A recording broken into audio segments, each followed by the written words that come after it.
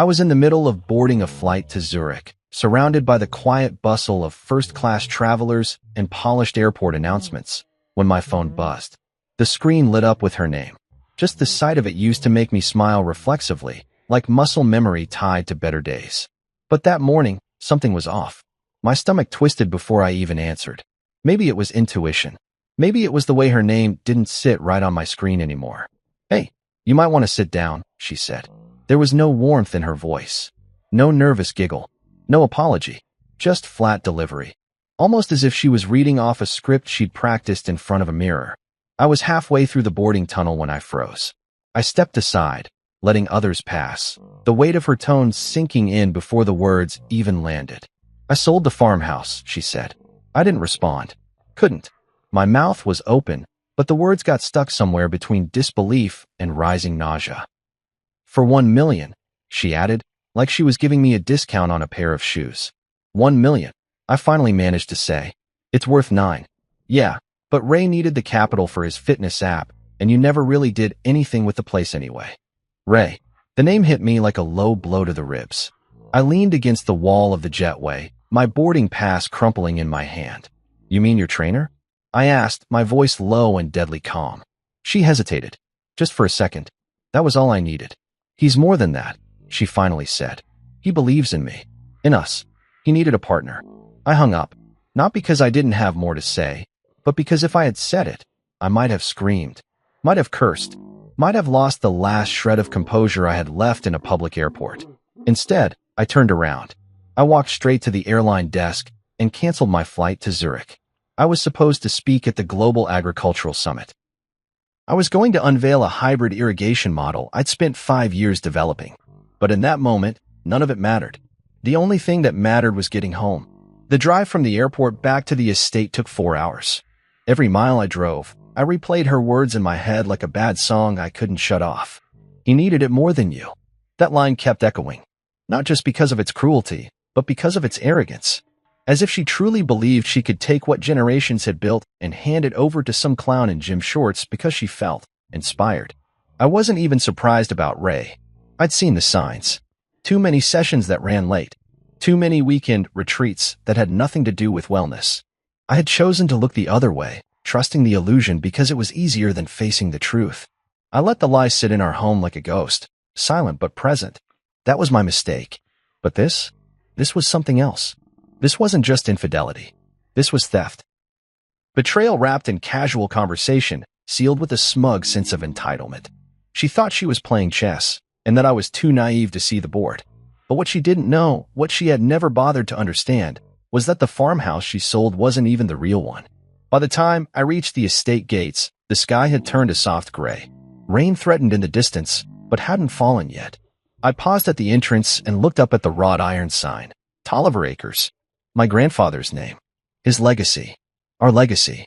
The house that greeted me was familiar only in structure. It looked wrong somehow.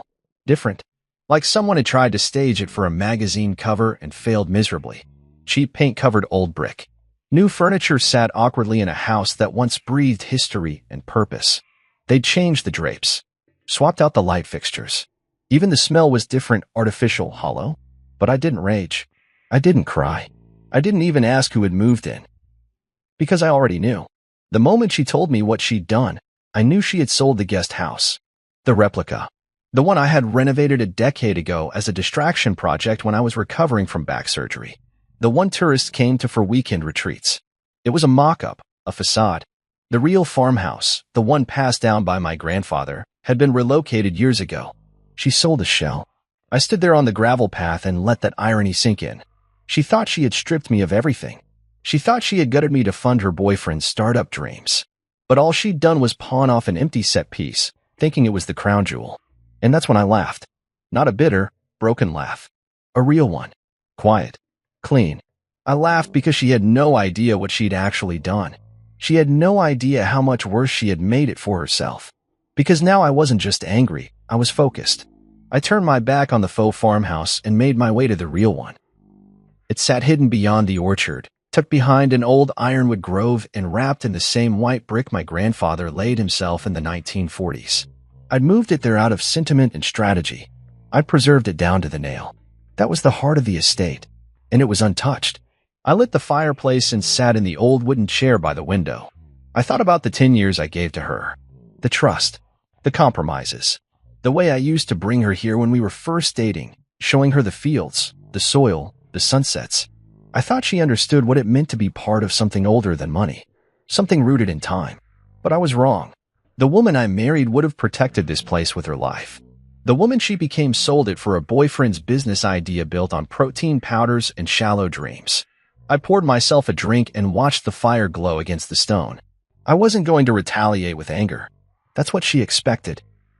She thought I'd come back swinging. But revenge, real revenge, is never loud. It's meticulous, precise, legal. Tomorrow, I'd call Miles. Tonight, I'd let the storm inside me settle, because the real one hadn't even started yet. I stepped onto the land just as dusk began to bleed into the edges of the sky. The soft orange glow kissed the tops of the trees, casting long shadows over the gravel path. It should have hurt, seeing the land in this condition, seeing what she had done to it. But all I felt was a cold, steady calm rising through me like smoke through a chimney. I wasn't heartbroken. That emotion had already been burned through. This was something else. This was focus. The gravel crunched beneath my boots as I walked the perimeter. The place had been tampered with, decorated like some weekend getaway from a brochure for city couples looking to reconnect with nature. Someone had power washed the charm right off the brick walls. There were solar lights shoved into the flower beds, which had been dug out and replaced with mulch and some landscaping stones you could find at any hardware store. But what really stung, what made my jaw tighten, was the absence. Gone were the wind chimes that used to hang under the eaves. Gone was the broken rocking chair my grandfather used to sit in during summer evenings, refusing to throw it out because a man should have one thing he never replaces. Gone were the family photos I'd framed and hung in the hallway when we first moved in. It was like someone had tried to erase the soul of the house. I opened the door and walked in without knocking. The new locks were an insult. She'd changed them as if I was some intruder. But I had the master key, the one no one else knew about. I installed it years ago during a renovation, back when I still believed I needed to protect the place from outsiders, not my own wife. Inside, it looked worse. She or someone else had painted over the rich mahogany trim in an off-white that looked like drying glue. The old fireplace had been sealed. The scent of lemon-scented cleaner clung to the air like desperation. On the wall where my grandfather's portrait used to hang, there was now some abstract print in black and gold, trying too hard to look expensive. I knew she thought it was an upgrade, a modern touch, but it was just noise, empty noise.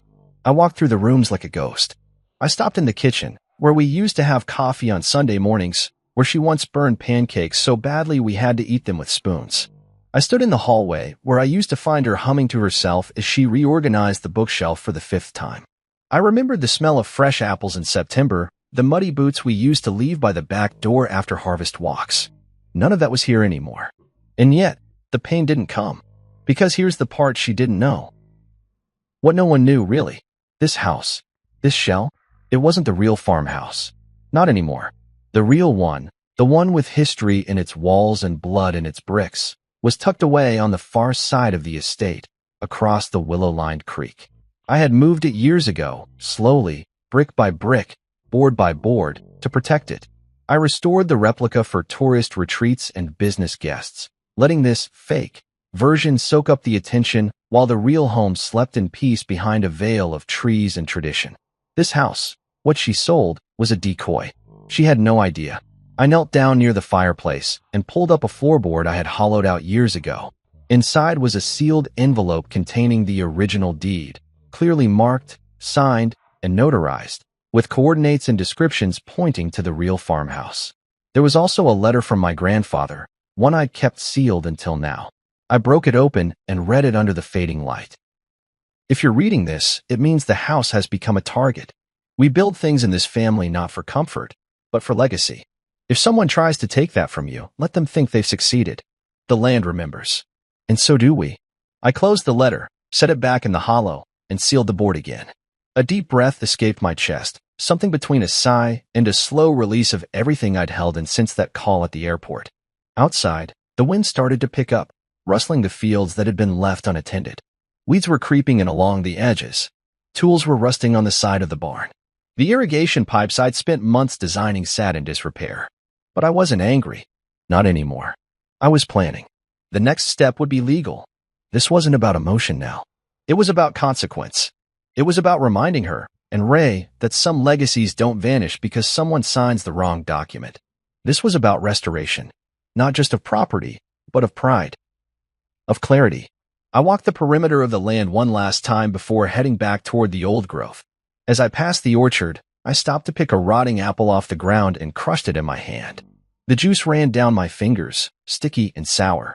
She thought she could sell off my inheritance for pennies. She thought she could convert 10 years of partnership into a down payment on some man's dream. But all she did was start a fire in a place she didn't understand. I paused at the edge of the grove and looked back. The farmhouse she'd sold stood silent and dumb in the fading light. It looked proud in a hollow way, like someone wearing a medal they didn't earn. She thought she had one. But the truth? She had sold herself out of everything and didn't even know it yet. Tomorrow, I would go see Miles, the old lawyer who'd been by my grandfather's side until the end. He'd know what to do with the trust, with the clause, with the contract she never bothered to read. She had signed it blindly, trusting that I would never use it. But the moment she moved that money, without my signature, she triggered something irreversible. It wasn't just betrayal. It was proof. And proof was the only thing that mattered now. I walked back to the real farmhouse under the cover of nightfall. The house was lit with a single lamp in the window, glowing like a lighthouse. That's the difference between her and me. She lived for the illusion. I preserved the truth. And now the truth was about to come for her quietly, legally, and with the full weight of a legacy she never took the time to understand. The next morning, I was already on the road before the sun had fully risen. The gravel crunched beneath the tires as I left the estate, the fog still clinging low over the fields like a protective shroud. I didn't sleep much the night before, just enough to keep my mind sharp. Sleep wasn't important. Precision was. What Lila had done wasn't just reckless. It was illegal. She had no idea what she'd walked into when she thought she was making a bold, independent move. I drove to Ashcroft and Granger, the law firm that had handled my grandfather's affairs for nearly 4 decades. Miles Granger was the kind of man who wore linen in the winter and smelled like cedarwood and paper. His handshake was firm, his eyes sharper than his years should allow, and he never wasted words. When I walked into his office that morning, he looked up from his desk and smirked, just a slight twitch at the corner of his mouth. "She did it, didn't she?" he asked, pushing a leather-bound folder across the desk. I nodded and sat down. "She sold the show," I replied. He chuckled, not with joy, but with grim satisfaction. "I told your grandfather that someone would try one day," Miles said. "He didn't trust easy, but he trusted you. That's why he wrote the Iron Clause." The Iron Clause. Grandfather's final safeguard, woven into the estate trust like a hidden blade in a gentleman's coat. It was clear, airtight, and legally binding. No property could be sold, transferred, mortgaged, or liquidated without the written consent of the heir, me. Any unauthorized transaction would trigger immediate legal reversal, asset recall, and full financial restitution payable by the offending party. No loopholes. No exceptions. She signed everything, I said. She thought I'd never enforce it. Miles opened the folder and slid a document toward me. "Then it's time." I looked over the form. It was simple, a trigger notice. Once filed with the county registrar and the family trust board, it would nullify the transaction within 72 hours. But that wasn't even the harsh part. The clause demanded restitution. She would owe the trust every cent from the fraudulent sale, plus damages. "This will hit her like a freight train," I said quietly, not with malice, but with certainty. Miles tapped his pen on the desk. "Good. She needs to understand legacy is not something you gamble." He leaned back in his chair. "Ray's involved, right?" I nodded once. "Then we'll need to move fast. Once people like him smell a crash coming, they start vanishing into the wind." I signed the trigger notice and passed it back to him. My hand didn't shake. We spent the next hour reviewing the trust in detail. I'd read it before more than once, but this time, every word felt different. He highlighted parts one hadn't considered in years. Provisions for estate damage, clauses for personal asset freezes, protections for generational holdings. My grandfather had written it with the kind of foresight you only get from surviving 2 wars and a lifetime of betrayal. He trusted love but documented his land like he was preparing for battle. Before I left the office, Miles handed me a sealed envelope. "What's this?" I asked. "Your grandfather's final amendment.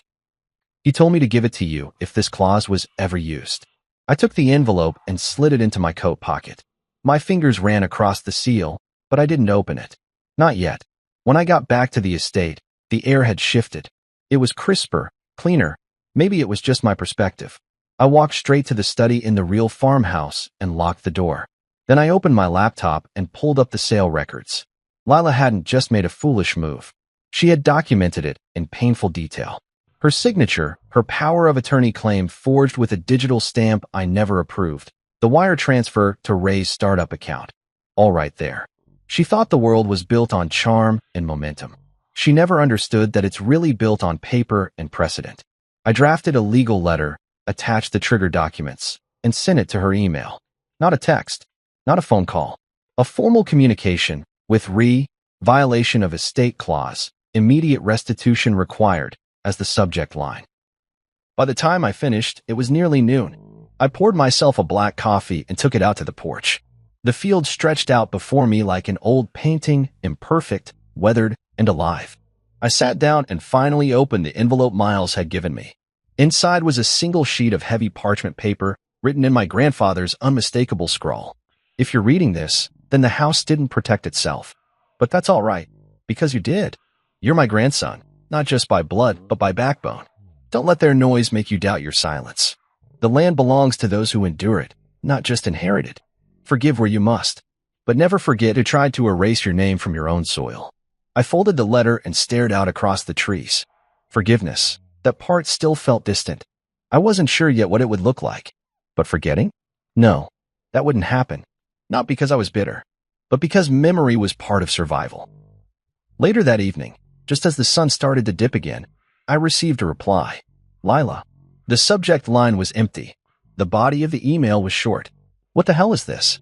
You're bluffing. You wouldn't ruin me like this. She still didn't understand. This wasn't about ruin. This was about restoration. She had walked into a battlefield blind, smiling, thinking she was the hero in her own little drama. But this land had its own memory. This legacy had its own rules. And she'd broken them all with a smirk. I didn't reply. Instead, I opened the old wooden drawer in the study and pulled out a second file. One that listed every asset still in her name, at least for now. She was still living in the lake house. Still driving the BMW I leased under the estate fund. Still using the joint credit line. But not for long. Tomorrow, I'd trigger the next clause. Tonight, I'd sleep under a roof she never touched. In a house she never corrupted. On land that remembered every footstep and every betrayal. Because this wasn't just revenge. It was inheritance. And it was time she understood the difference. The meeting was scheduled for 10 a.m. sharp. Miles had insisted we hold it in his private legal office, not the main boardroom. Less show, more consequence, he'd said. And I agreed. This wasn't about putting on a display. It was about delivering truth with precision. I arrived 15 minutes early. The leather-bound folder sat in my hands like a loaded weapon. Inside was everything. The deed reversal, the trust activation, the wire fraud documentation, the clause enforcement order, and the restitution breakdown. Every page was prepared, signed, and ready for submission. All I needed was to watch her face when she realized what she'd done. At 10:03, the door creaked open, and she walked in like she owned the room. Lila wore her arrogance like perfume, strong, artificial, and impossible to ignore. Her heels clicked against the tile as she entered with the poise of someone who thought this was still a negotiation. Behind her was Ray, in a bomber jacket and sunglasses, indoors, no less, chewing gum like he was at a casting call. He didn't offer a handshake. I didn't offer a glance. Miles gestured for them to sit across from me. The table was wide, cold oak, just like my grandfather's dining table. Fitting. I'm going to speak plainly, Miles began. The doku. What we're doing here is a courtesy. Lila blinked, smiling like she was humoring a child. I'm not sure I understand what the urgency is here. The sale was clean. The buyer was legitimate. Miles didn't flinch. You sold property held in a protected trust, without the required written consent of the beneficiary. That triggers what we call the iron clause. He slid the folder across the table to her. She opened it with one manicured hand and started scanning. The shift was immediate. The smile dropped. Her eyes moved faster. Pages turned with increasing panic. Ray leaned over her shoulder. Wait, what is this? He said, frowning now. Restitution clause? Miles interjected calmly. That's the part where the trust sues for damages. The full market value of the illegal sale must be repaid by the offending party, or all associated assets become subject to freeze and liquidation. That includes joint property, vehicles, accounts, anything co-owned or funded through the estate. Lila's voice cracked for the first time. But I didn't know.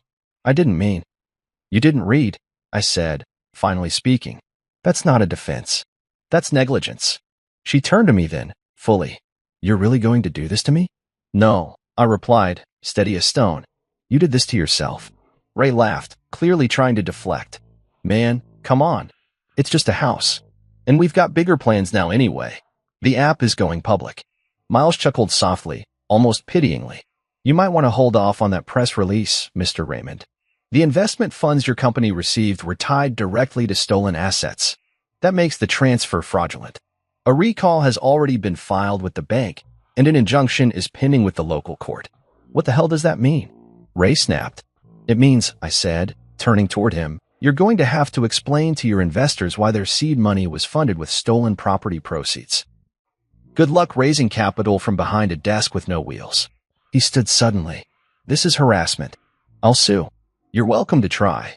Miles replied calmly, reaching into his drawer and pulling out another envelope. But I would advise you read this first. Ray took it with a scowl.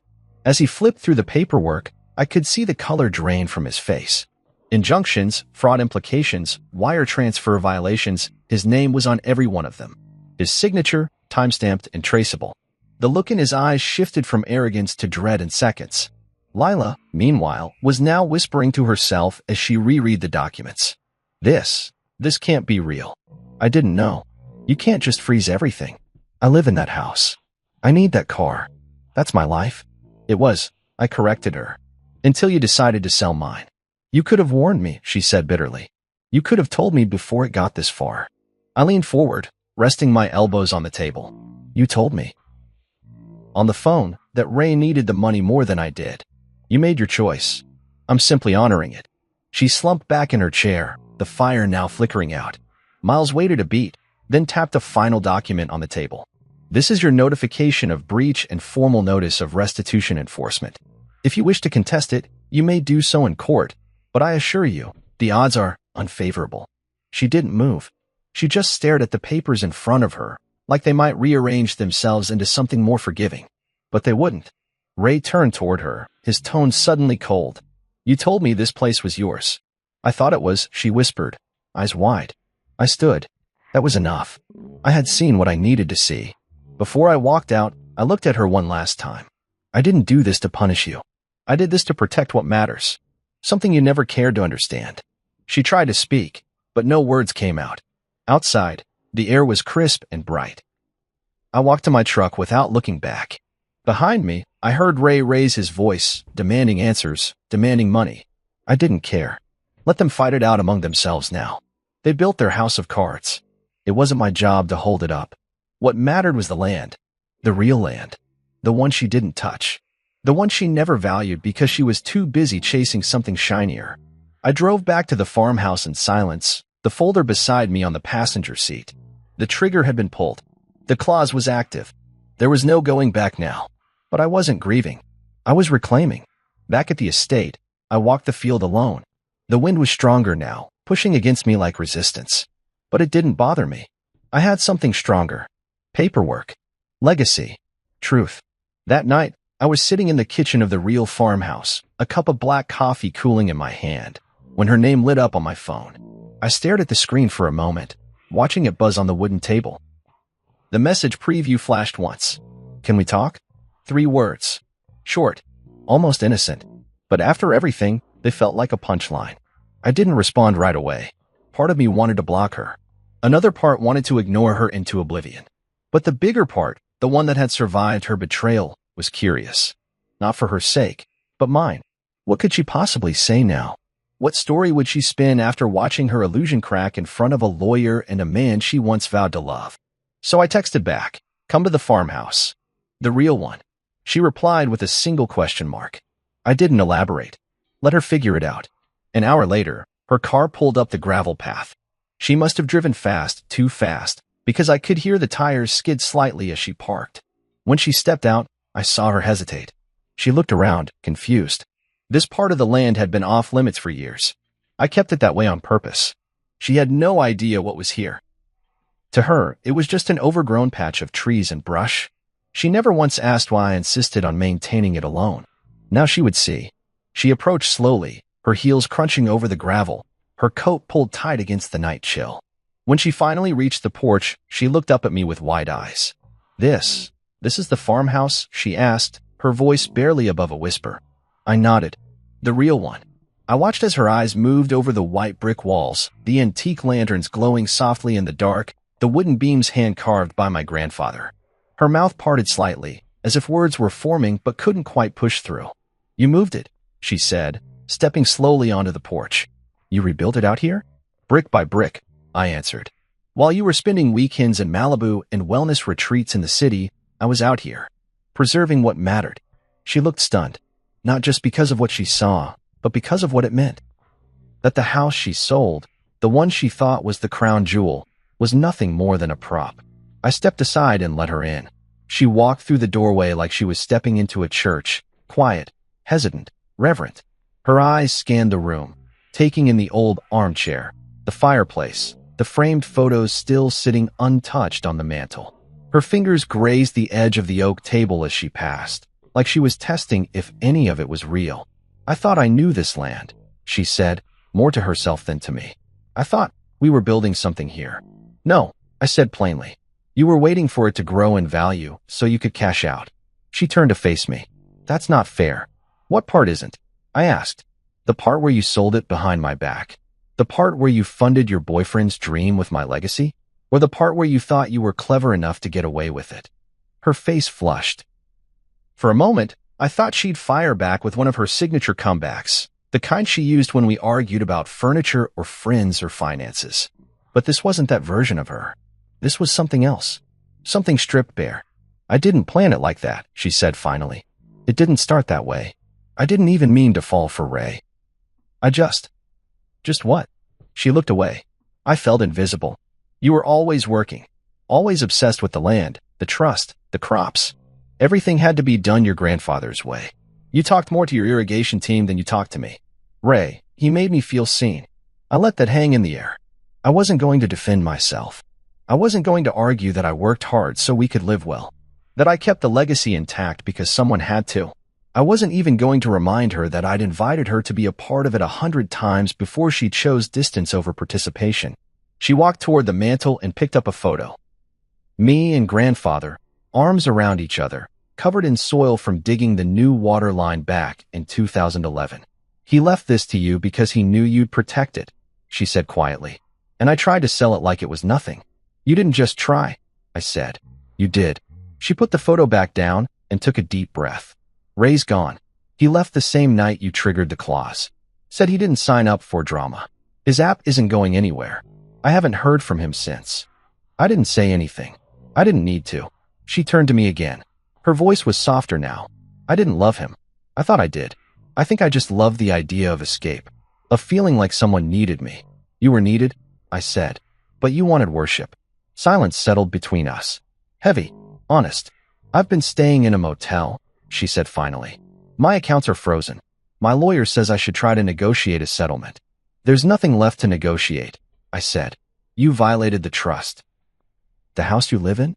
Not yours. The car? Leased through the estate. Even your name is on the list for court restitution. You don't need a lawyer. You need accountability."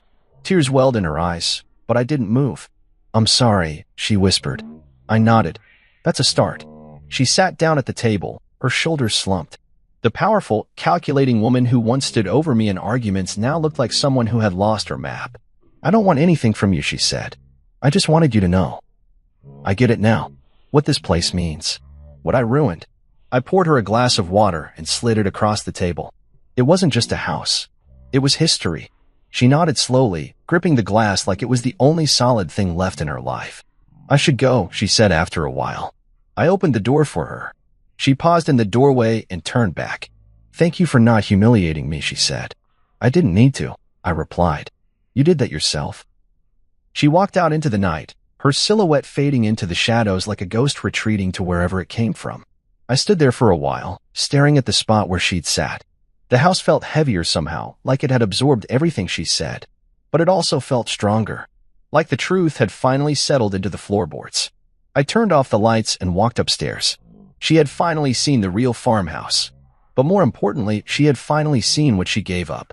The next morning was colder than usual. The kind of morning where the frost clings to every surface like a warning. I stood on the back porch of the real farmhouse, a thermos of coffee in one hand and the other tucked in my coat pocket. The field stretched out in every direction, silent and waiting, like they were holding their breath. I watched a few birds flutter from one branch to the next in the old oak trees, the only movement in an otherwise still world. It was peaceful. But I knew that peace had a price, and I was about to collect. I had spent the last few days reviewing everything, every account Lila touched, every credit card she used, every subtle withdrawal masked as miscellaneous expenses. She had been draining money behind my back for years, not in dramatic sums, but in quiet, calculated ways.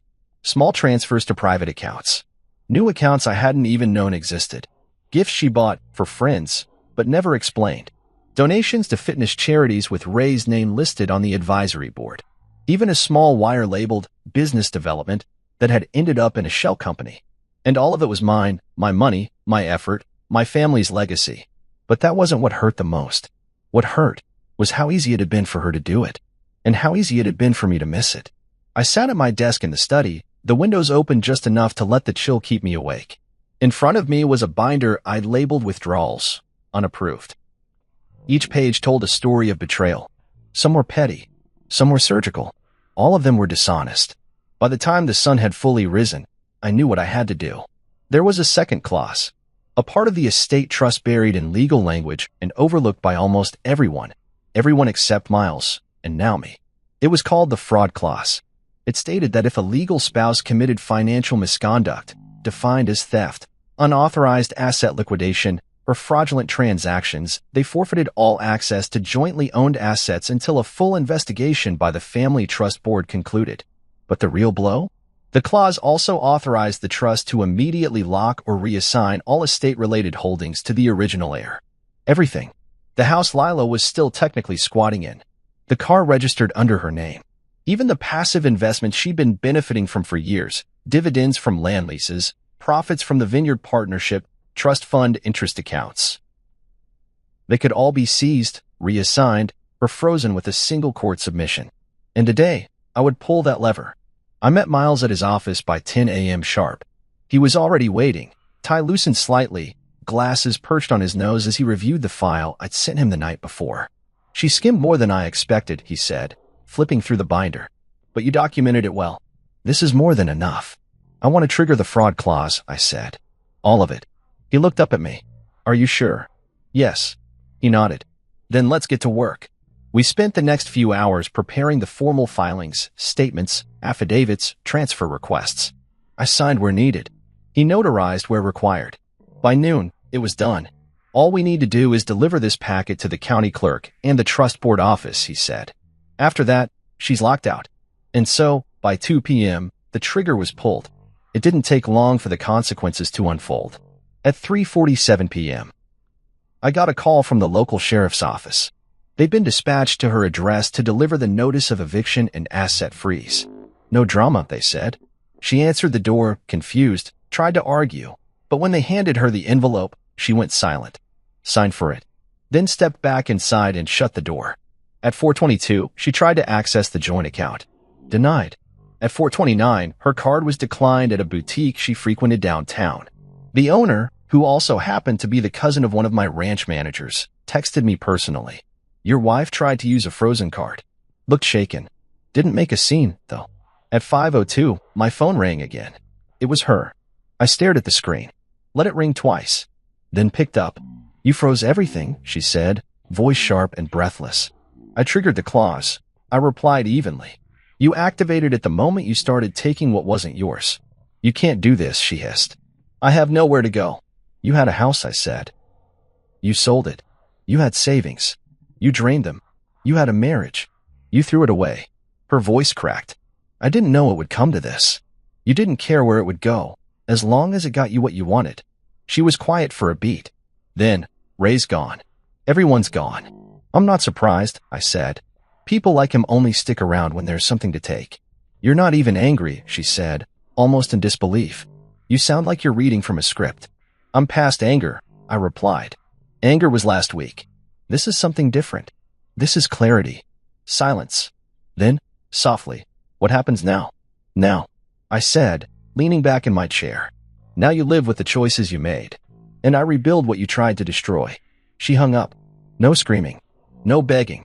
Just the soft, resigned sound of someone who realized the door had finally shut. That night, I went through the house and made notes for restoration. Floors to be polished. Paint to be stripped. Furniture to be replaced. I called Jacob, the same carpenter who helped me rebuild the replica farmhouse, and asked if he was free next month. He said yes, and when I told him why, he said simply, about time. I spent the rest of the evening walking the land, breathing the cold air, watching my breath hang in front of me. I didn't feel victorious. I felt grounded. There was no parade in my chest. No thrill of revenge. Just a steady beat of purpose. She took what she could because she thought I'd never fight back. Because I'd spent so long loving quietly, supporting patiently, listening when no one else would. She mistook my calm for weakness. But calm isn't weakness. It's preparation. It's restraint. And now that the rope had been pulled, the curtain lifted, the game exposed, there was only one thing left to do. Begin again. The next morning, the frost had melted into mist, and the weight of what I had done settled into the walls of the house like silence after a storm. Triggering the fraud clause hadn't been a whim. It was a line in the sand. One that couldn't be crossed again. I knew Lila would try something. She always did. When cornered, she'd squirm, then charm, then throw herself into chaos hoping someone else would clean it up. But this time, I was done being the cleaner. I had barely finished my coffee when my phone buzzed. It was Miles. She's already called 3 different attorneys, he said without preamble. 2 declined. 1 agreed, until he read the trust documents. I smirked. They read the clause? Twice, he said, his tone dry. The language is clear. The moment you sign that trigger, everything in her name tied to the estate was locked. She's calling it theft. I reminded her it was preservation. She won't stop, I said. No, he agreed. But she'll lose. That afternoon, I visited the Trust Board's regional office. A modest 2-story building tucked between a law firm and a florist, but what went on inside carried the weight of legacy. Generational wealth doesn't rely on passion. It runs on documents, signatures, and unbreakable clauses, something Lila had never understood. I met with Miranda DeWitt, chair of the local estate division. An older woman with silver-streaked hair and a voice that didn't need to rise above a whisper to command attention. She greeted me with a firm nod, gesturing to a chair across her desk. We've reviewed the documents. Every transfer, every expense, every login trail. You did your homework. I had to, I said. She was siphoning my life while sleeping beside me. She's not the first, Miranda said, not unkindly. Entitlement dressed as love rarely ends quietly. She slid a folder across the table. Here's the formal confirmation. As of 10 a.m., Lila Tolliver is locked out of all estate-linked accounts, properties, and legal privileges. She cannot access, contest, or claim anything unless she wishes to fight the trust in court, and even then, the burden of proof falls entirely on her. I nodded. Let her try. Just be ready, Miranda said, locking eyes with me. This is the part where they scramble. Desperate people get noisy. Noisy was right. By evening, my inbox was filled with them. How could you do this to her? She made a mistake. This isn't justice, it's cruelty. You're being cold. Vindictive. Cold? No. I had been warm for too long. I had given kindness where I should have given boundaries. And now, when I finally stood up for what was mine, they called it cold. But I didn't respond. Instead, I sat on the front porch that night, watching the stars come out over the land. The house was quiet, steady. For the first time in months, maybe years, I felt clarity. Not peace, exactly, but direction. And then, as if on cue, I heard tires on gravel. I didn't move. A beat-up black sedan rolled to a stop at the edge of the drive. Lila stepped out, coat wrapped tight around her. I searching the dark until they landed on me. She didn't come any closer than the bottom step. I know I can't win, she said. They told me that. I said nothing. Let the silence answer her. I know I hurt you, she continued. But it wasn't all fake. We had something once, didn't we? Once, I said. She looked down at her hands. I was scared. You were slipping away. The house, the land, your work, you always had somewhere else to be. Ray made me feel like I mattered. And so you sold my legacy, I replied, calm and sharp, to feel significant. Tears welled in her eyes. I made a mistake. No, I said. A mistake is spilling coffee. You made a choice. Over and over again. She took a deep breath. I have nothing left. Ray's gone. My name is ruined.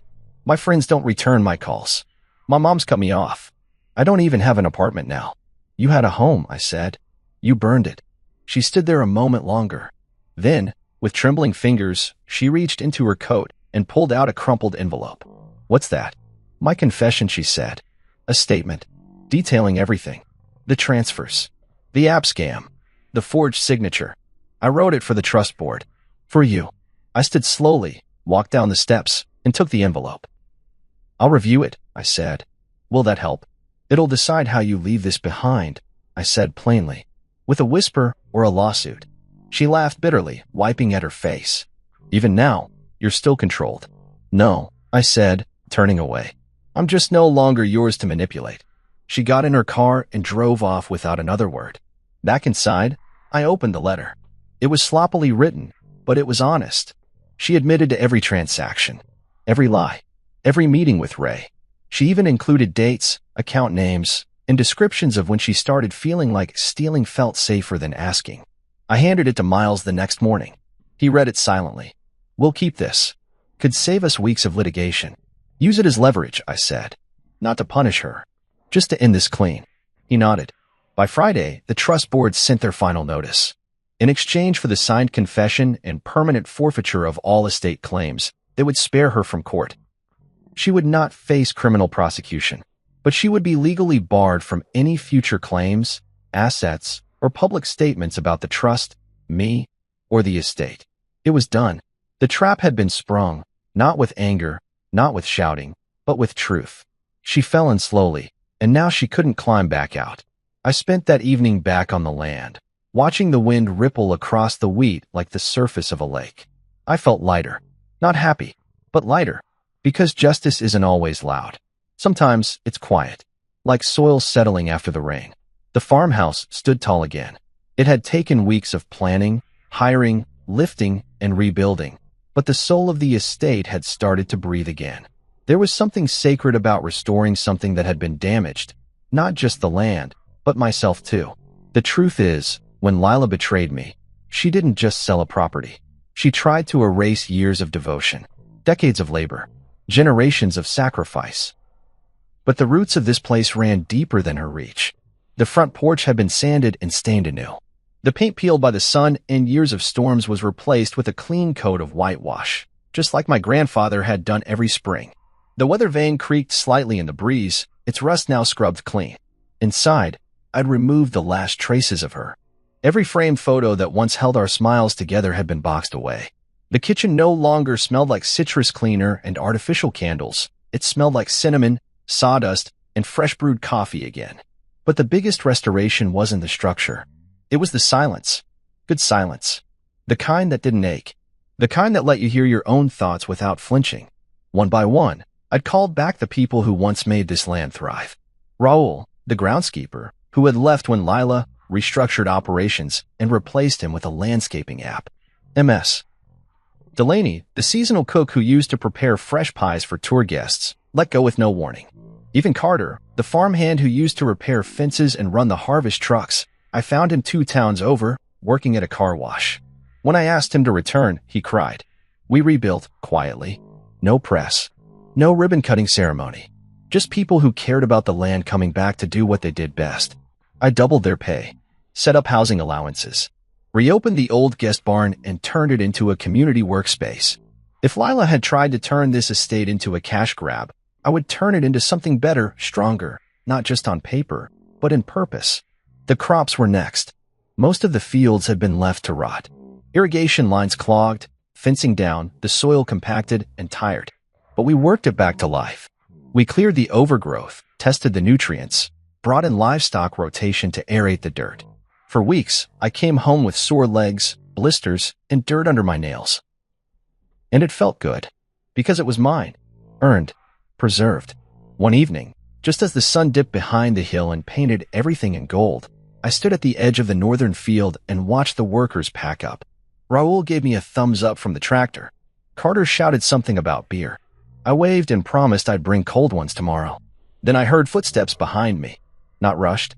Careful. Hesitant. I turned. It was Sophia. Not a stranger. A neighbor. One of the few who had stayed silent during Lila's downfall, not out of spite, but caution. Sophia had always been kind to us, even when Lila barely acknowledged her. She had a quiet strength, ran a floral nursery just down the road, and once gave me homemade jam when I'd helped her fix her fence after a storm. She held a small basket in her hands, full of biscuits and herbs. I heard the orchard's back up, she said. Thought I'd come see for myself. I smiled. It's breathing again. She looked past me to the trees in the distance. It's good. Seeing this place alive. Felt like a ghost town for a while. It was, I admitted. But ghosts don't get to keep the keys. She chuckled at that, then stepped closer and handed me the basket. I don't want to intrude. I just wanted to say I'm glad you stayed. I nodded. I almost didn't. I know, she said. But the land needs people who remember where it came from. I looked at her then, not just as a neighbor, but as someone who understood what legacy meant.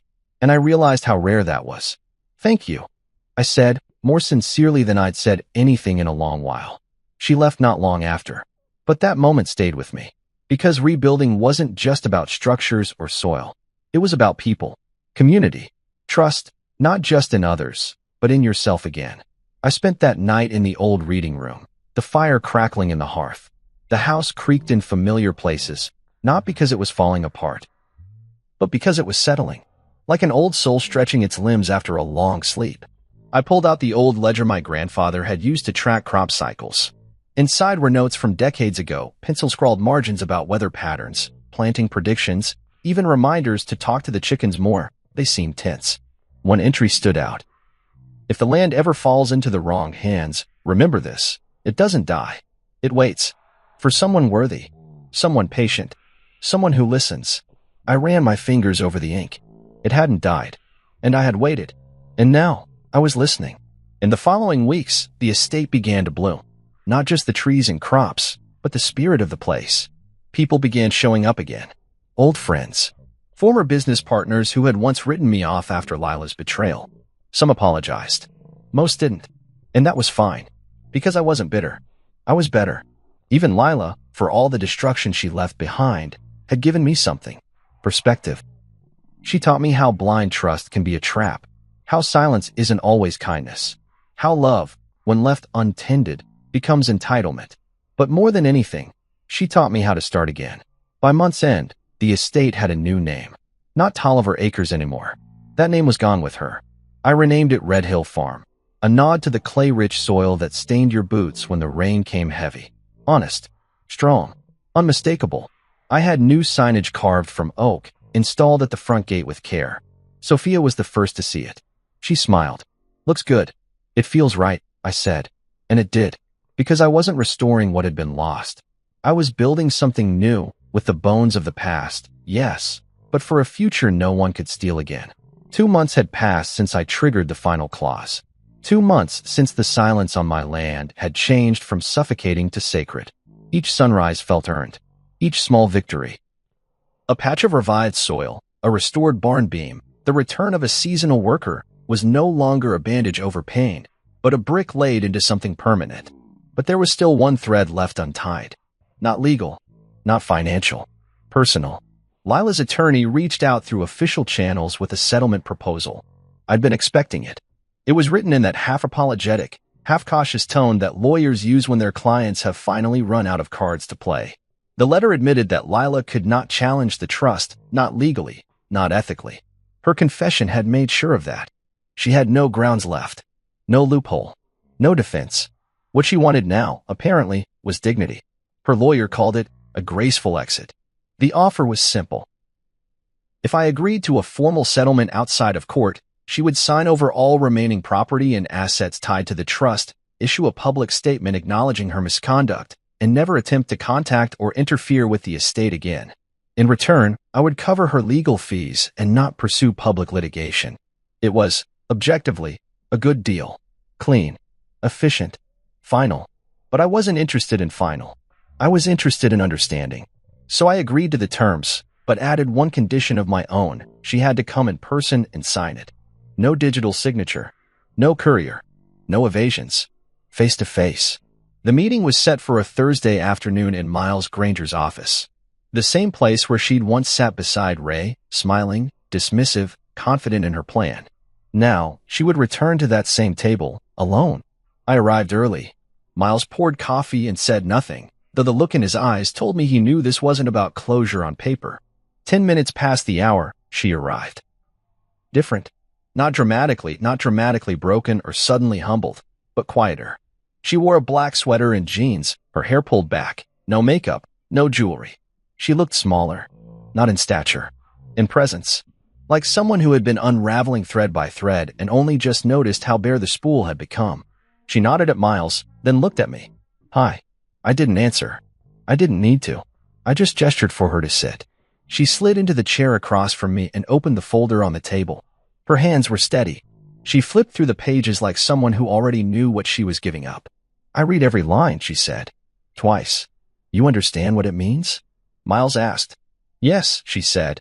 It means I walk away with nothing. I looked at her. It means you walk away with your name. That's more than you gave me. She flinched. Just slightly. But enough. I deserve that, she admitted. No, I said. You deserve the consequences. This is just resolution. She nodded again, then reached for the pen. She paused just before signing. I don't expect forgiveness, she said. I know I don't deserve that. I just wanted to say. I wasn't trying to ruin you. You just didn't care if you did, I said evenly. Tears filled her eyes, but she didn't let them fall. I kept thinking I'd fix it later. That somehow, if Ray's business took off, I'd pay it all back, make it up to you. But it wasn't about money, I said. It was never about the dollars. It was about loyalty, integrity, and you sold those for a fantasy. She signed the papers. Miles gathered them, checking the signatures, then slid the final document into his folder. It's done, he said. But it wasn't. Not quite. She turned to me, voice soft. I see everything now. The real house. The real land.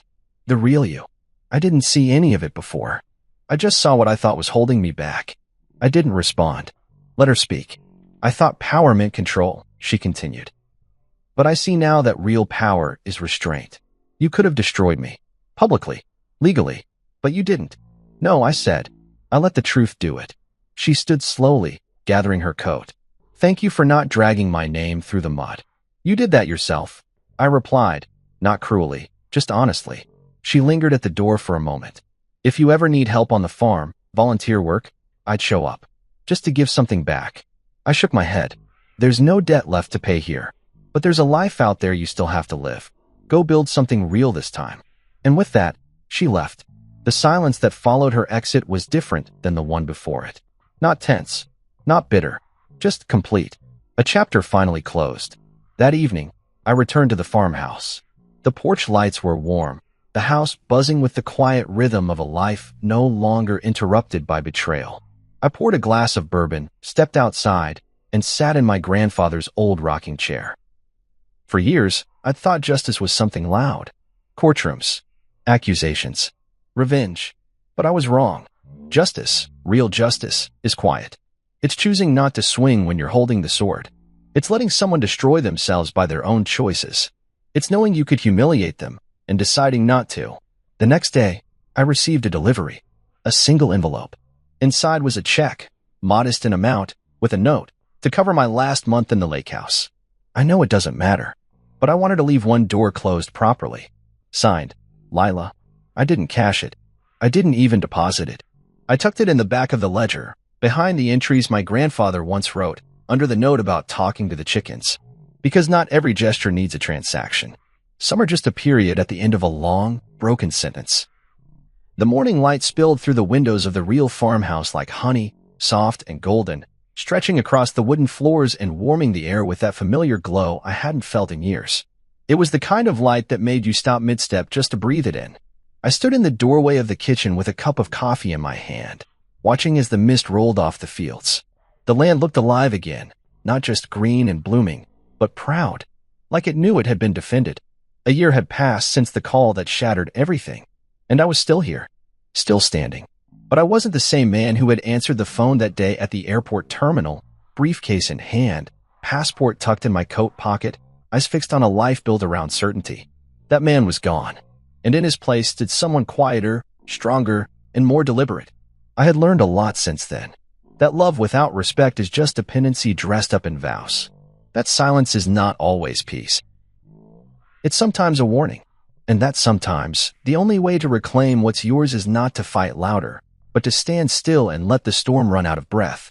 After signing the final documents and watching Lila walk away for the last time, the months that followed weren't about revenge or celebration. They were about building. Rebuilding the farm. Rebuilding the team. Rebuilding myself. I returned to the land like a soldier returns home after battle, changed, cautious, but determined. Each morning began with a walk along the east field. The path had become a ritual. I'd check the rows of young crops, feel the soil between my fingers, make notes in the old leather-bound notebook my grandfather had left me. The simple act of observing growth, patient, steady, quiet, taught me more about healing than any therapist could. The workers had settled into a rhythm again. Raul ran the greenhouse like a general. Carter took pride in the new irrigation lines. MS. Delaney had returned to the kitchen and was once again feeding anyone who walked through her door, farmhands, visitors, even the occasional traveler who found our little slice of land by accident. And Sophia. Well, Sophia had become something steady too. It started with biscuits and conversation, then shared walks through the orchard. She never pressed, never asked questions about Lila or the past. She simply listened, laughed, and showed up. Sometimes that's all it takes. One afternoon, we sat beneath the willow tree by the creek, watching the water slip by like it didn't have a care in the world. You ever think, she said, that maybe the land kept you so rooted so you wouldn't blow away when the storm came? I looked at her and smiled. Every day. The truth was, legacy isn't just something we inherit. It's something we preserve through choices, through quiet decisions made when no one's watching, through the people we let into our lives and the ones we let go of. Lila was gone now. No calls. No emails. Just silence. The clean kind. Word around town was she'd moved 3 states away, started working at a small nonprofit, and hadn't tried to use the Tolliver name again. That name didn't mean anything anymore. Not since I renamed the estate. Red Hill Farm had become more than a fresh start. It became a symbol of what survives, of what matters. Every Sunday morning, I'd sit on the porch and sip coffee as the sun came up. And every Sunday, without fail, Sophia would walk up the path from her nursery, sometimes with flowers, sometimes with nothing but a smile. We didn't need labels. Not yet. Maybe not ever. We were just 2 people who understood that healing didn't always need a destination. One particular morning, as the wind picked up and the wheat danced in the field like waves, I found myself reading the last letter my grandfather ever wrote me. I'd kept it tucked inside the back of the ledger, behind Lila's uncashed check and a sprig of lavender Sophia had once handed me without explanation. If the day ever comes when the world tries to take this from you, remember, you're not just defending land. You're defending history. The kind that can't be measured in acres or dollars. The kind that lives in your bones. He was right. This place was never about ownership. It was about stewardship. About keeping something alive that others would have let die. That night, I hosted a small gathering on the porch. Just the core crew. Raul, Ms. Delaney, Carter, and Sophia. No speeches. No toasts. Just laughter, warm food, and stories under the... She laughed. I see a man who let go of what broke him without breaking anyone else. That's rare. I didn't know what to say to that.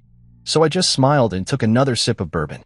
When the night ended and everyone went home, I stayed out on the porch a little longer. The air was cool and the stars were endless. And in that stillness, I let out a long, deep breath. Not out of relief, but because I finally could. Because the farmhouse she tried to sell was never really mine to lose. Because I had never been broken, just buried. And now, I was growing again, rooted in truth, watered by patience, and surrounded by people who saw the man beneath the wreckage.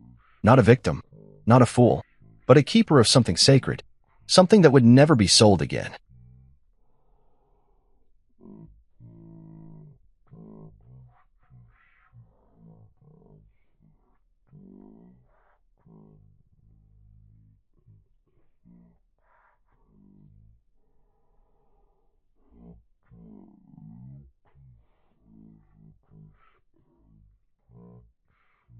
My name is Dorian Kane. And I've always believed that when you love someone, you give without measuring. You show up. You provide. You protect. That was the way I was raised. My father used to say, a man doesn't count his coins when he's feeding his house. And I held on to that, even when I shouldn't have. So there I was, standing under the amber lights of a rooftop bar that probably cost more per square foot than most apartments in the city. String lights hung like fairy dust over the skyline. A live jazz band played in the corner, and servers moved like dancers, carrying silver trays of oysters, imported champagne, truffle canapes. It was a party for Camille's father, Gregory Moreau. His 70th birthday, a celebration of a man I had never liked, but had always respected, at least for the sake of my wife.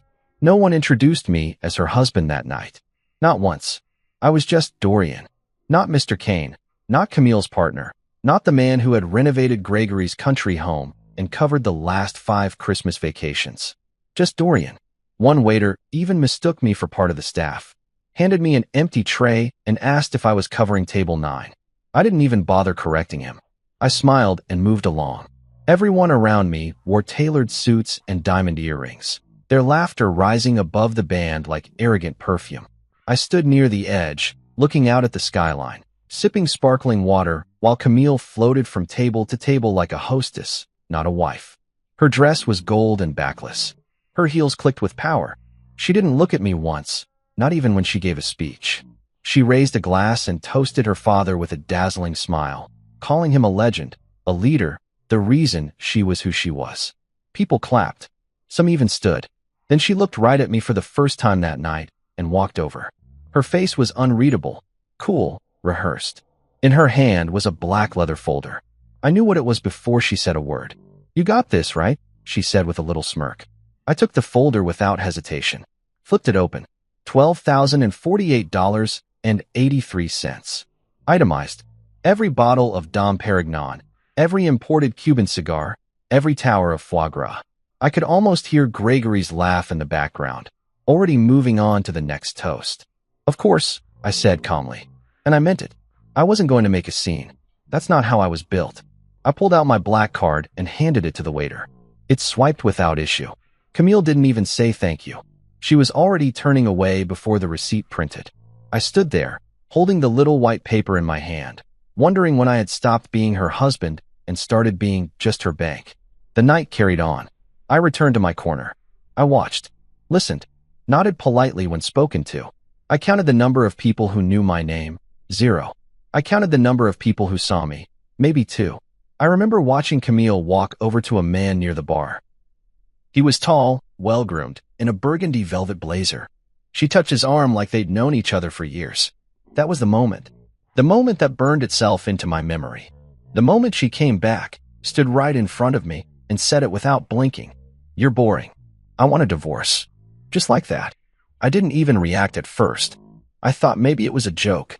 The jazz band was still playing. Someone in the back was cheering.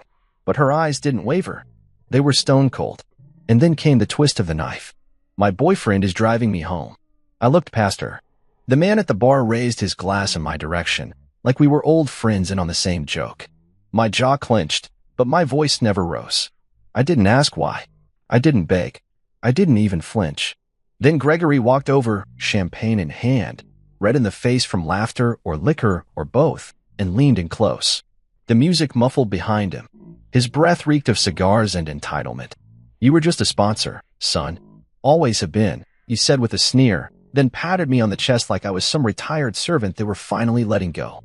I nodded once, tucked the receipt into my jacket, and walked out. No drama, no outburst, just the sound of my shoes on marble and the cold lift doors closing behind me. But the silence inside me? That wasn't peace. That was the silence of something ancient and dangerous being buried for too long, finally waking up.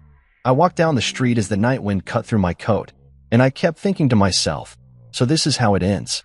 Not with a fight, not with a scream, with a bill and a laugh. I got into my car, adjusted the rearview mirror, and looked at myself. For a second, I almost didn't recognize the man staring back. I didn't look broken. I looked calm. Too calm. Exactly 1 hour later, my phone rang. I was back in my apartment, shoes off, coat folded neatly on the chair. The first ring I ignored. I knew it was her. I could feel it. The second ring came faster. The third even faster than that. On the fourth, I answered. Camille's voice was shaky, urgent. Dorian. They froze the account. The payment didn't go through. The restaurant's calling it fraud. The police are here. They're asking questions. I didn't say a word. Just listened. They're threatening to press charges. My dad's losing it. The restaurant manager says the name on the bill doesn't match the account. What's going on? Dorian? Dorian. I finally spoke. Calm. Measured. You made your choice. And I ended the call. That was the moment it all turned. Not because I yelled. Not because I fought. But because for the first time in years, I didn't say yes. I didn't show up to save them. And that's when the panic began. When I first met Camille, I didn't see the trap. That's the honest truth. All I saw was a woman who carried herself like she had been born into a world I didn't belong in, but somehow still reached for me. I was at a tech conference when she walked into my life. She wasn't there for business. She was a guest of a friend, killing time before dinner. She had this effortless charm, designer heels, glossy lipstick, but her voice was warm, curious. We struck up a conversation over hors d'oeuvres and wine, and by the end of the evening, she was asking about my work like she was genuinely impressed. I like men who build things, she said, fingers brushing my wrist, especially when they don't brag about it. I should have paused right there, but I didn't. Back then, I had just expanded my smart security firm into its second office. It was small but solid. My team respected me. Clients trusted me. I wasn't flashy, but I was comfortable, and most importantly, I was proud of what I was building. Camille told me she admired that. She said she was tired of trust fund guys who didn't know what real work felt like, that she wanted someone real. I thought I was lucky. Turns out I was being recruited. The first sign came during our third date. She took me to a private gallery showing, something I'd never have had access to on my own. I felt out of place in my off-the-rack blazer while everyone else floated around in silk and linen, sipping wine older than my company. But Camille stayed close, introduced me as an entrepreneur with pride in her voice. It felt good, like maybe I was finally being welcomed into a world that had always been locked from the inside. Looking back now, I realize what that night really was, an audition. The night we got engaged, her parents invited us to dinner. A private table at an exclusive restaurant, valet parking, wine I couldn't pronounce. Gregory, her father, barely acknowledged me beyond a handshake. Her mother, Lorraine, asked what my parents did for a living before complimenting Camille's ring like she'd bought it herself. But when the bill came, Gregory looked right at me and said, "You got this, right, Dorian? Show the family what kind of provider you are." I laughed. I thought it was a joke. But Camille squeezed my hand under the table and whispered, "Go on, baby. They just want to see that you're serious." So I paid. The engagement party came next. Camille wanted it big, not tacky big, she said. Elegant big. I offered to split the cost with her parents, but Gregory said, "If you're going to be the man of the house, then own it." And so, I did. $18,000 later, their backyard looked like a wedding magazine cover. Camille glowed in every photo. I smiled in most of them. Her parents laughed the loudest. No one asked how much it cost me. The wedding was more the same. Camille didn't want to use her savings. She said, "Let's keep that for emergencies. You're doing well anyway." I agreed. I kept telling myself love isn't about keeping score. After the honeymoon, Camille told me she wanted to take time off work. "I need to figure out what really fulfills me," she said, lying across a couch she picked out from an overpriced showroom. My soul was tired. So she stopped working. Just like that. I told myself it was temporary, that she would find her footing. But instead of job hunting, she spent her days at yoga retreats, luxury salons, and charity luncheons. When I brought it up, she kissed me on the cheek and said, "You're doing so well, babe. I'm so proud of you. Let me just enjoy this phase, okay?" That's when Gregory started calling me a real man. Providing for your wife so she can rest and discover herself? That's noble, he said, handing me a glass of scotch during one of his dinner parties. Most of these New Age boys can't even pay their own bills. I swallowed the drink and the compliment, not realizing both were laced. I remember renovating their beach house, the one in Cape Cod. Gregory mentioned it casually over lunch, saying it had potential but needed modern security and a full upgrade. I offered to help, thinking it was just advice or a favor. Next thing I knew, Camille had scheduled a full walkthrough with my team. No contracts, no payments, just an unspoken assumption that Dorian would take care of it. And I did. Tens of thousands of dollars in labor and materials, all paid from my pocket. When I asked Camille about it later, she said, "It's for family, babe. Don't be weird." Family. That word. It was thrown around like confetti, but never once stuck to me. I was always just outside the circle, close enough to fund the party, but not enough to belong in the photos. Gregory would toast to his legacy, Lorraine would gush about Camille's taste, and I'd be the one driving home alone because Camille wanted to stay the night and catch up with her cousins. And still, I stayed. I stayed because I believed marriage was supposed to be selfless. I stayed because I thought Camille was just lost, or growing, or overwhelmed by expectation. I told myself we'd get through it, that all couples go through phases. But the truth is, I didn't want to admit I had been played, because that's what it was. A slow, calculated setup. Camille had charm, yes. But more than that, she had vision. A cold, cunning vision. She saw my ambition, my integrity, my drive, and knew exactly how to turn them into an ATM. Her parents? They applauded every transaction. And I kept showing up with my card in hand, thinking love meant not saying no. But it wasn't love. It was a business arrangement I never signed up for. And the worst part? I didn't even realize I'd been drafted into their game until it was too late. The night before Gregory's birthday bash, Camille told me, "Let's make it perfect, okay? My dad deserves the best." I nodded, because I still believed that if I gave just a little more, maybe they'd see me. Really see me. They did see me. As the sponsor. Nothing more. And on that rooftop, when she handed me that bill, and her father called me just a sponsor, I realized something I should have known a long time ago. I was never part of the family. I was just the wallet that bought them their lifestyle. But what they didn't know, what none of them ever bothered to ask, was that I had been planning for a very different ending. And it was already underway. After the wedding glow faded and the photos were framed, life with Camille began to feel less like a partnership and more like a performance. And I wasn't the lead actor. I was the sponsor, the financier, the backstage crew tasked with keeping the lights on while she stood center stage. At first, I told myself it was just adjustment. Every marriage has a curve, right? But things changed fast. So fast, in fact, that by the third month, I realized Camille wasn't pretending anymore. She was revealing. Unfiltered, uninterrupted, and unapologetic. Mornings used to be soft. She'd curl into me, mumble something about dreams or breakfast, and we'd laugh about needing 5 more minutes in bed. That stopped almost overnight. She began sleeping in silk nightgowns she didn't wear for me. The scent of my cologne on her skin had been replaced by some designer perfume I couldn't pronounce, gifted by a friend from yoga. She took over the guest room under the excuse of needing space to meditate. Meditation quickly turned into locked doors and muffled video calls. I'd knock, and she'd snap, "Privacy, please," as if I were intruding in her hotel suite. Every day felt colder. She no longer asked about my work, didn't care about the new tech prototype I was building or the expansion I was negotiating. When I tried to share, she blinked slowly like she was waiting for me to finish so she could scroll her phone again. Her days were curated like she was running a lifestyle magazine. Pilates at 9. Brunch with her girls at 11. Browsing boutiques with Lorraine by 2. Back home by 5. Usually with shopping bags or flowers from a fan, as she jokingly called them. I didn't laugh. Not because I was jealous, because I was starting to see through her. Not a crack, not a flaw, a mirror. And what it reflected was chilling. There were nights I came home late from work to find her sprawled on the velvet couch, legs crossed, glass of wine in hand, laughing into her laptop. The moment she heard the door unlock, the lid would snap shut. Just like that. No explanation. No effort to make me feel like anything other than a ghost haunting his own home. One night I walked in and heard her say, "No, he's harmless. Think of him like a landlord who never checks the building."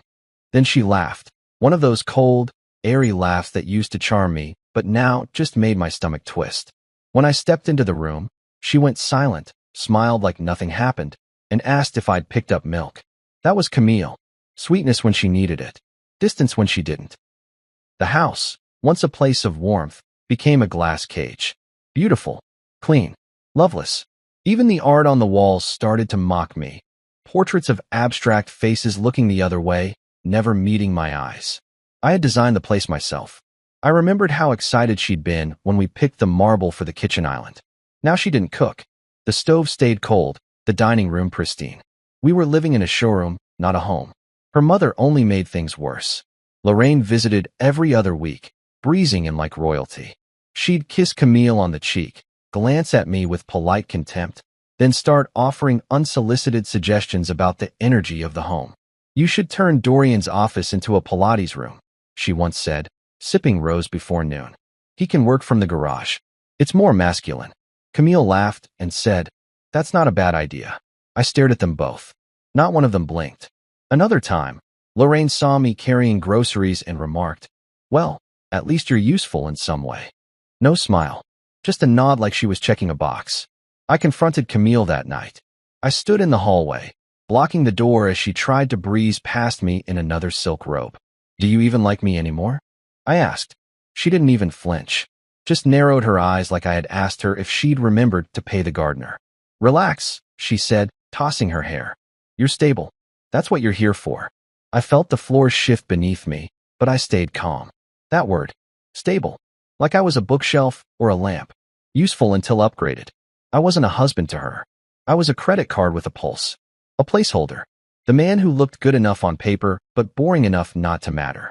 After that conversation, something snapped in me, not loudly, not all at once, quietly, like a wire tightening in the background. I stopped asking questions, stopped trying to touch her, stopped pretending this was a real marriage. She noticed, briefly. "You've been quiet lately," she said one morning while scrolling through her phone. "Is work stressful?" "No," I replied.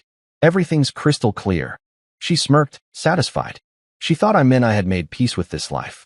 She had no idea I was already planning my exit. You see, the thing about being used for your stability is that people assume you're harmless, that you'll just keep paying, keep nodding, keep showing up with your wallet open. But the truth is, the quiet ones are always underestimated, until they aren't.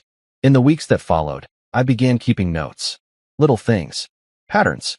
Calls she made. Receipts she forgot to hide. Passwords she left visible when she got too comfortable. I wasn't trying to catch her cheating. I already knew something was wrong.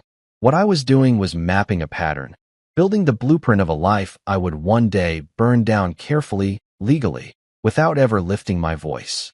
The thing about being in a glass cage is this: you can see everything. And once you stop pretending you're part of the decor, you start noticing every flaw in the structure. The cracks were already forming, and I wasn't planning to fix them anymore. There's a moment, one moment, when everything clicks. Not in an explosive, screaming kind of way. Not in a way that makes the room spin or sends you running. No, it's worse than that. It's cold. Still. Like standing in a silent room after someone's just pulled the pin on a grenade. You don't hear the blast right away. You just know it's coming. And for me, that moment came on the night of Gregory Morrow's birthday. Camille had been planning it for weeks, maybe months. Every evening, she was on the phone with event planners, caterers, florists, and venues. She coordinated down to the color of the toothpicks. Literally. She even brought home samples, holding them next to the tablecloth like the fate of the party depended on hue and shine. She never asked for my opinion. Not once. And I didn't offer. I learned my place. "It's my dad, not a garage party," she said with a roll of her eyes when I asked if we could do something simpler. "Luxury only." I just nodded. I already knew where this was going. The day arrived, and the rooftop bar they rented was a palace in the clouds. Everything screamed wealth. Fireworks were scheduled for 9 p.m. sharp. A jazz band played softly as guests arrived in black tie attire. The air reeked of perfume that cost more than most people's monthly salary. There were gold-rimmed glasses, custom name cards, lobster towers stacked like sculpture, and servers in white gloves silently gliding through the crowd. Gregory had arrived in a rented vintage Rolls-Royce, stepping out like royalty, grinning ear to ear as people lined up to kiss the ring or his wallet. Or both. I didn't even have a seat at the main table. That stung. I won't lie. My name was scribbled on a card 3 tables back, next to a couple of Gregory's distant cousins who hadn't seen Camille since she was in braces. They greeted me kindly, asked if I was still doing computer work. I smiled. Said yes. No point correcting people anymore. Camille was a vision that night, at least on the surface. Gold dress, flawless makeup, the calculated air of perfection. She And maybe it did. She worked that room like a queen among subjects. Every smile looked rehearsed. Every laugh came out on cue. But when I looked closer, I could see it. The the hollowness in her eyes. Like none of it mattered to her either. She just wanted to win. And I was just the man who paid for the trophy. When the main course was served, filet mignon with truffle butter and scalloped potatoes, I barely touched mine. I watched as Camille whispered to a man by the bar. Tall guy. Slick suit. He was out of place, too sharp, too bold in his body language. She touched his arm once. Laughed a little too loudly. I recognized the look. I'd seen it before. She used to give it to me. I didn't make a scene. I just sipped my water and waited. The band dimmed as dessert came. 3-tiered cake flown in from New York, each layer a different flavor, each slice served with gold-plated forks. Gregory stood up, raised a glass, and gave a speech about legacy and what it means to build something that lasts. Everyone clapped. He never mentioned me. Not once. Not as his son-in-law. Not as the man who helped pay for his last 2 property renovations. Not even as Dorian. I didn't exist. Then Camille took the mic. She thanked everyone for coming. She praised her father for his unmatched wisdom and generosity. She made people laugh. She even teared up a little at the end. A perfect performance. Then she walked over to me, slowly, like she was building to something, and placed a black leather folder in my lap. "You know what time it is," she said with a half laugh, her voice low so no one else could hear. "Time to pay, husband." I opened it. $12,000. And change. My name was on the invoice. My company's name, too. She had already added it to the catering records. There was no hesitation in her eyes. This was routine. I slid my card across the table without a word. The waiter returned with the receipt. I signed. She didn't even look at the total. And then, right then, while I was still holding the pin, she leaned in and whispered, "You're boring. I want a divorce." Just like that. I stared at her. I didn't react. Not visibly. But something in me shifted. Something old. Something sharp. She kept going. "You just don't excite me. I've been patient. But I need more." I wanted to laugh. I really did. Because I was the one who had been patient. I was the one who had watched this marriage rot from the inside while holding it up like some crumbling pillar, praying no one else noticed. But she said it like she was doing me a favor. I stayed quiet. Let her finish. Then she dropped the knife. "My boyfriend is driving me home." She said it so casually.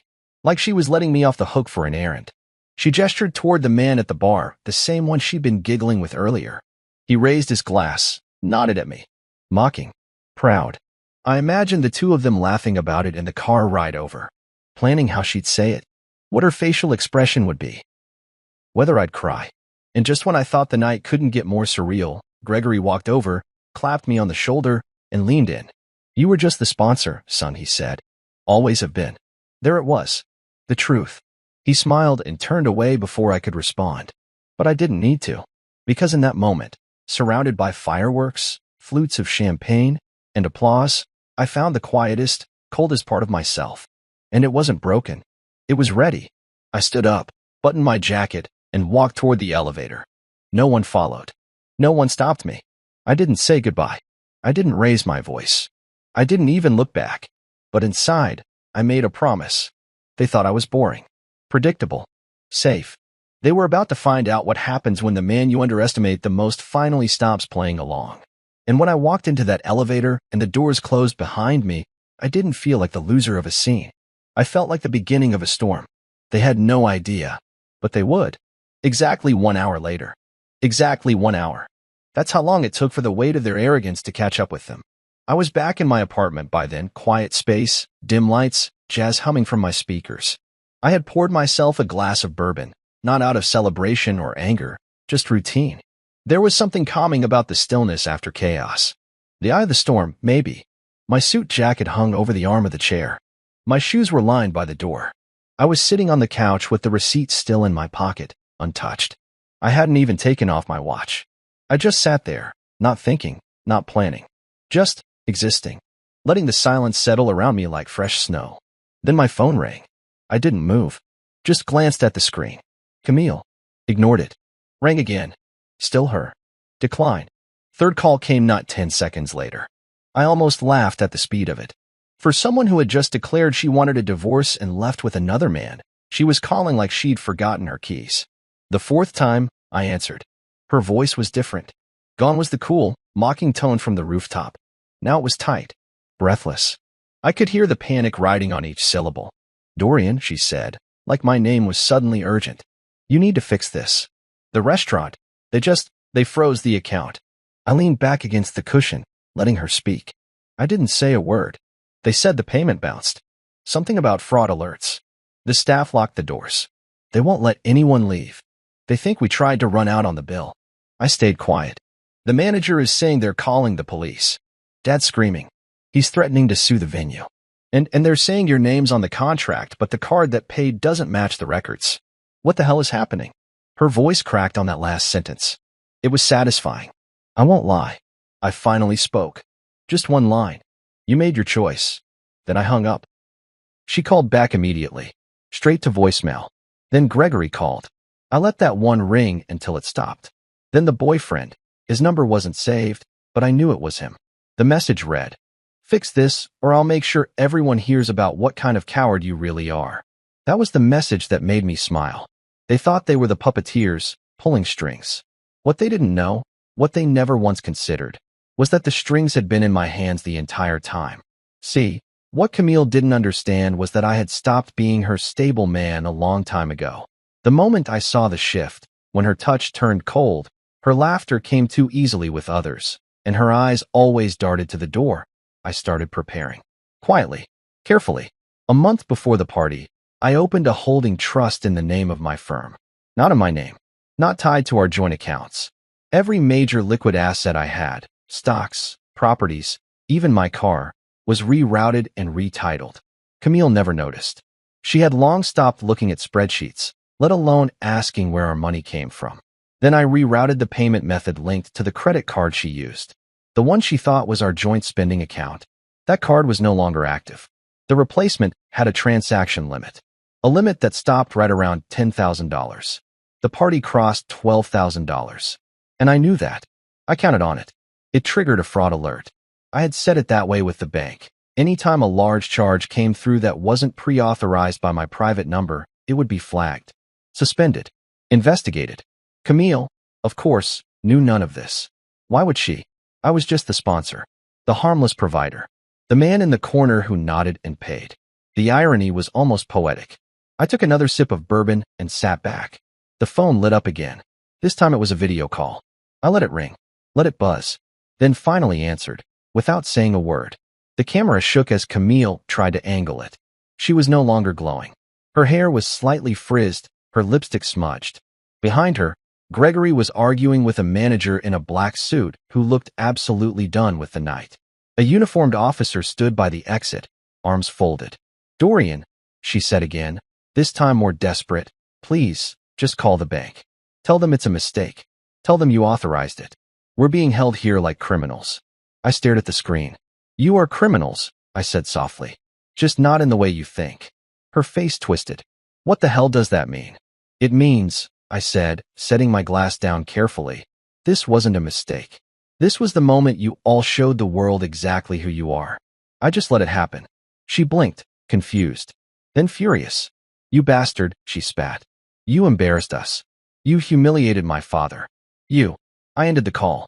I stood up, walked to the window, and looked out over the city. It was raining now, thin, cold streaks tracing down the glass. Somewhere out there, the rooftop party was crumbling. Their perfect night was collapsing in real time, and I wasn't doing a thing to stop it. That's the part they couldn't understand. They'd never met a man who could walk away without swinging back. They thought revenge was loud, explosive, something out of movies. But real revenge? The kind that cuts deepest? It's quiet. It's clean. It looks like peace. And the best part? It had only just begun. By the time Camille and her entourage were being questioned at that rooftop bar, the truth was already in motion. The headlines hadn't hit yet. The whispers hadn't started. But the real damage? That was already done weeks before the fireworks ever lit the sky. Because while Camille was out shopping and her father was puffing cigars paid for by the sponsor, I was in boardrooms, on calls, signing contracts they never even thought to ask about. Let me take you back to what they missed. About 6 weeks before Gregory's birthday, I finalized a deal that would change everything. My company, which Camille always referred to as that little tech thing, had just entered the big leagues. I'd merged with an international security conglomerate, one that had been quietly courting me for a year. They wanted what I had, proprietary smart systems I designed from the ground up, software trusted by private banks, embassies, and high-net-worth clients. I didn't flash it around. I never wore my net worth like a trophy. I liked clean suits, modest cars, and silence. And they mistook all of that for weakness. So when Camille rolled her eyes every time I worked late, when she joked with her friends that I was always in the server dungeon, I smiled and let her talk. Because I wasn't just running my company, I was evolving it. And once the ink dried on the merger, I wasn't just a business owner anymore. I was a private tech consultant for governments, hedge funds, and elite networks across 3 continents. I became very, very wealthy. But the smartest move I made wasn't the deal itself. It was how I shielded it. Legally, everything went through a holding trust, KNT Solutions LLC, quietly named after my grandparents. It was listed as the owner of my new shares, my stake in the merger, and the rights to my tech. Camille wasn't part of it. Neither was her family.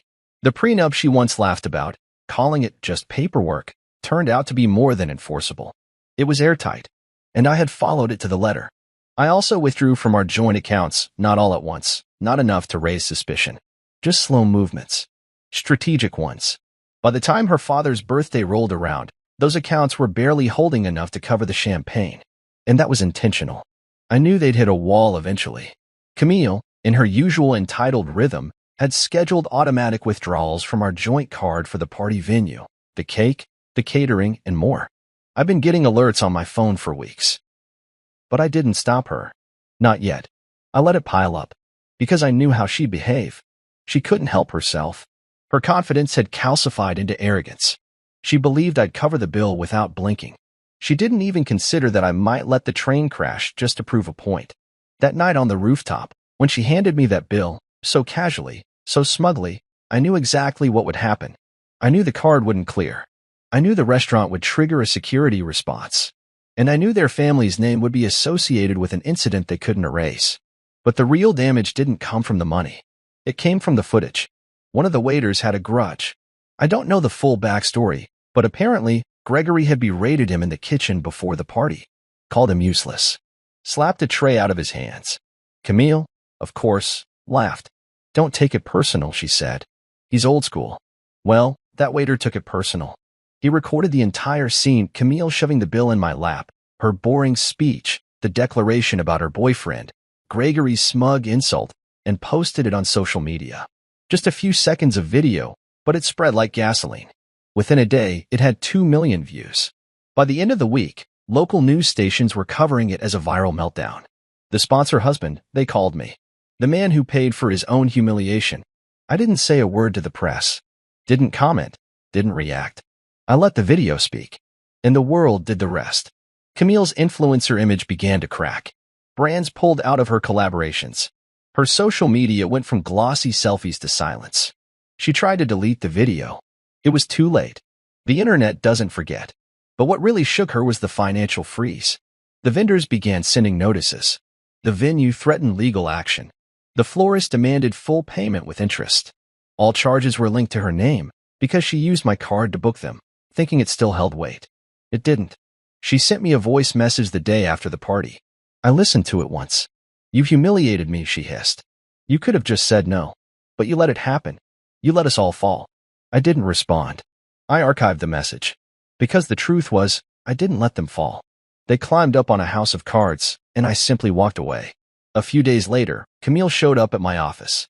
She wore black sunglasses even though it was cloudy. Her heels clicked across the marble floor like a metronome of fake confidence. My assistant looked at me with concern. I nodded. Let her in. She walked in like she still owned part of me. Like she thought she could smile and talk her way back into whatever piece of the empire she thought she deserved.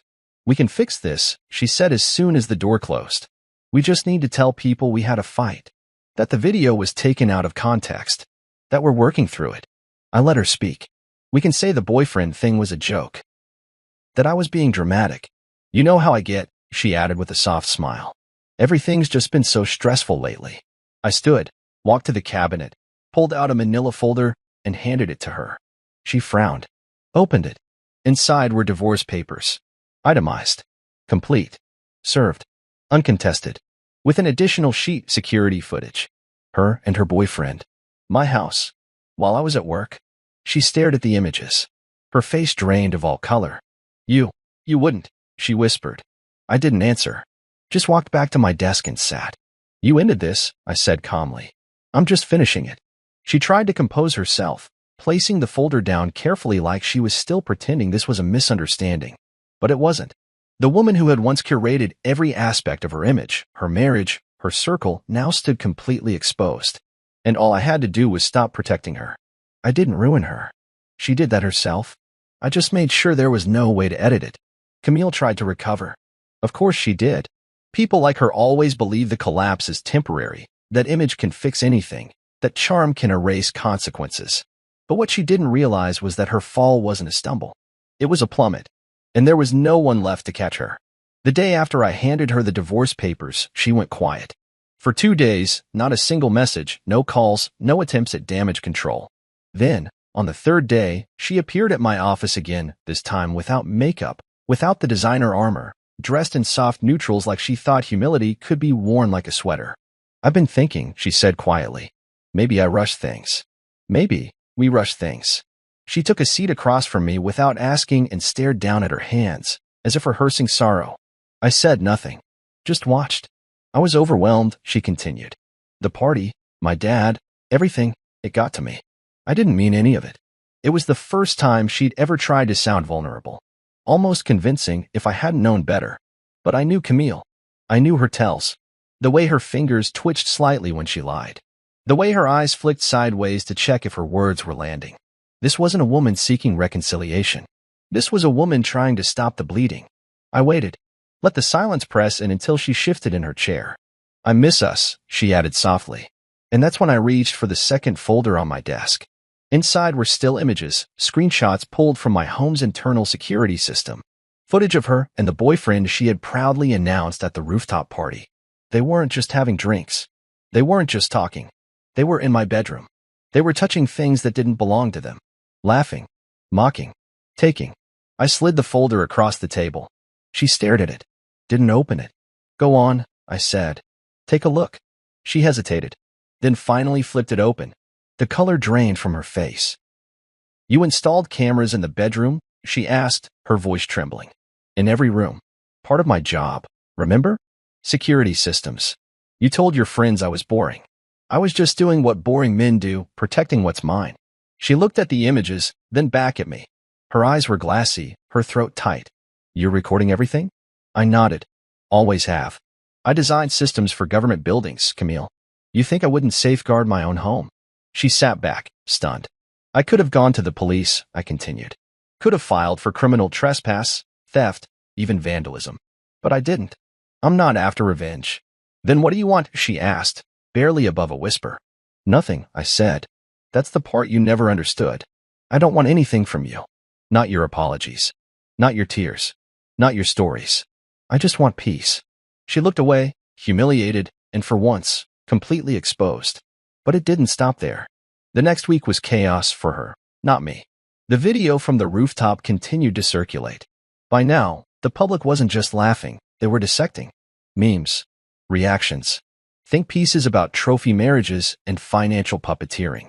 A panel show even did a segment titled, Are You the Sponsor or the Spouse? Her name trended online for all the wrong reasons. Her influencer contracts dropped her one by one. A luxury skincare brand quietly removed her photos from their site. A podcast she co-hosted took a sudden creative hiatus. The fashion house that once dressed her sent a legal letter requesting she stop tagging them in posts. Apparently, association with the sponsor scandal wasn't the branding they wanted. But the most brutal hit came from the person she thought would save her, Gregory. He called me furious. You're ruining our family, he snapped. You think this makes you a man? I could hear his breathing through the phone, thick with frustration and scotch. You're just a vendor with a grudge, he conned. I let him finish. Then I reminded him. Do you remember the investment I offered you 2 years ago? I asked calm as ever. The one Camille mocked? The one you said was beneath you? He went quiet. Well, your biggest rival didn't laugh, I said. They signed. And now, they're using my technology to outbid you in 6 regions. By the end of the quarter, your company will be obsolete. Gregory's silence turned to stammering. You gave our competition? No, I interrupted. I gave my clients what they needed. You were never my client. Just another man who mistook silence for submission. Then I hung up. I didn't have to leak anything, but fate did. Within days, an anonymous tip, one I had nothing to do with, was sent to a journalist known for corporate exposés. And that journalist began digging into Gregory's past contracts, his fake charitable donations, some accounting practices that didn't quite line up. The fallout was instant. An audit, a freeze on company assets, a warning issued by the board of directors. Stock prices dipped. Shareholders panicked. Meanwhile, I stayed quiet. Camille tried to save face. She posted a selfie with a long caption about healing, about finding strength in adversity. But the comments weren't kind. People remembered the rooftop video, the tone-deaf laugh, the moment she casually tossed her marriage like a worn purse. Even her boyfriend disappeared. He was never built for fallout. Once the money dried up and the cameras stopped flashing, he ghosted her. She tried messaging me, twice. Once to ask if we could talk. The second time to say she had nowhere to go. I didn't answer either. The last I heard, she moved into a rental outside the city. No help from Gregory, who had his own storm to weather. Lorraine, her mother, had been banned from 3 of her elite social clubs after the rooftop meltdown became public fodder. Apparently, her smugness was easier to swallow when she wasn't being mocked on television. I didn't lift a finger to cause any of this. All I did was walk away. That's the thing people don't realize.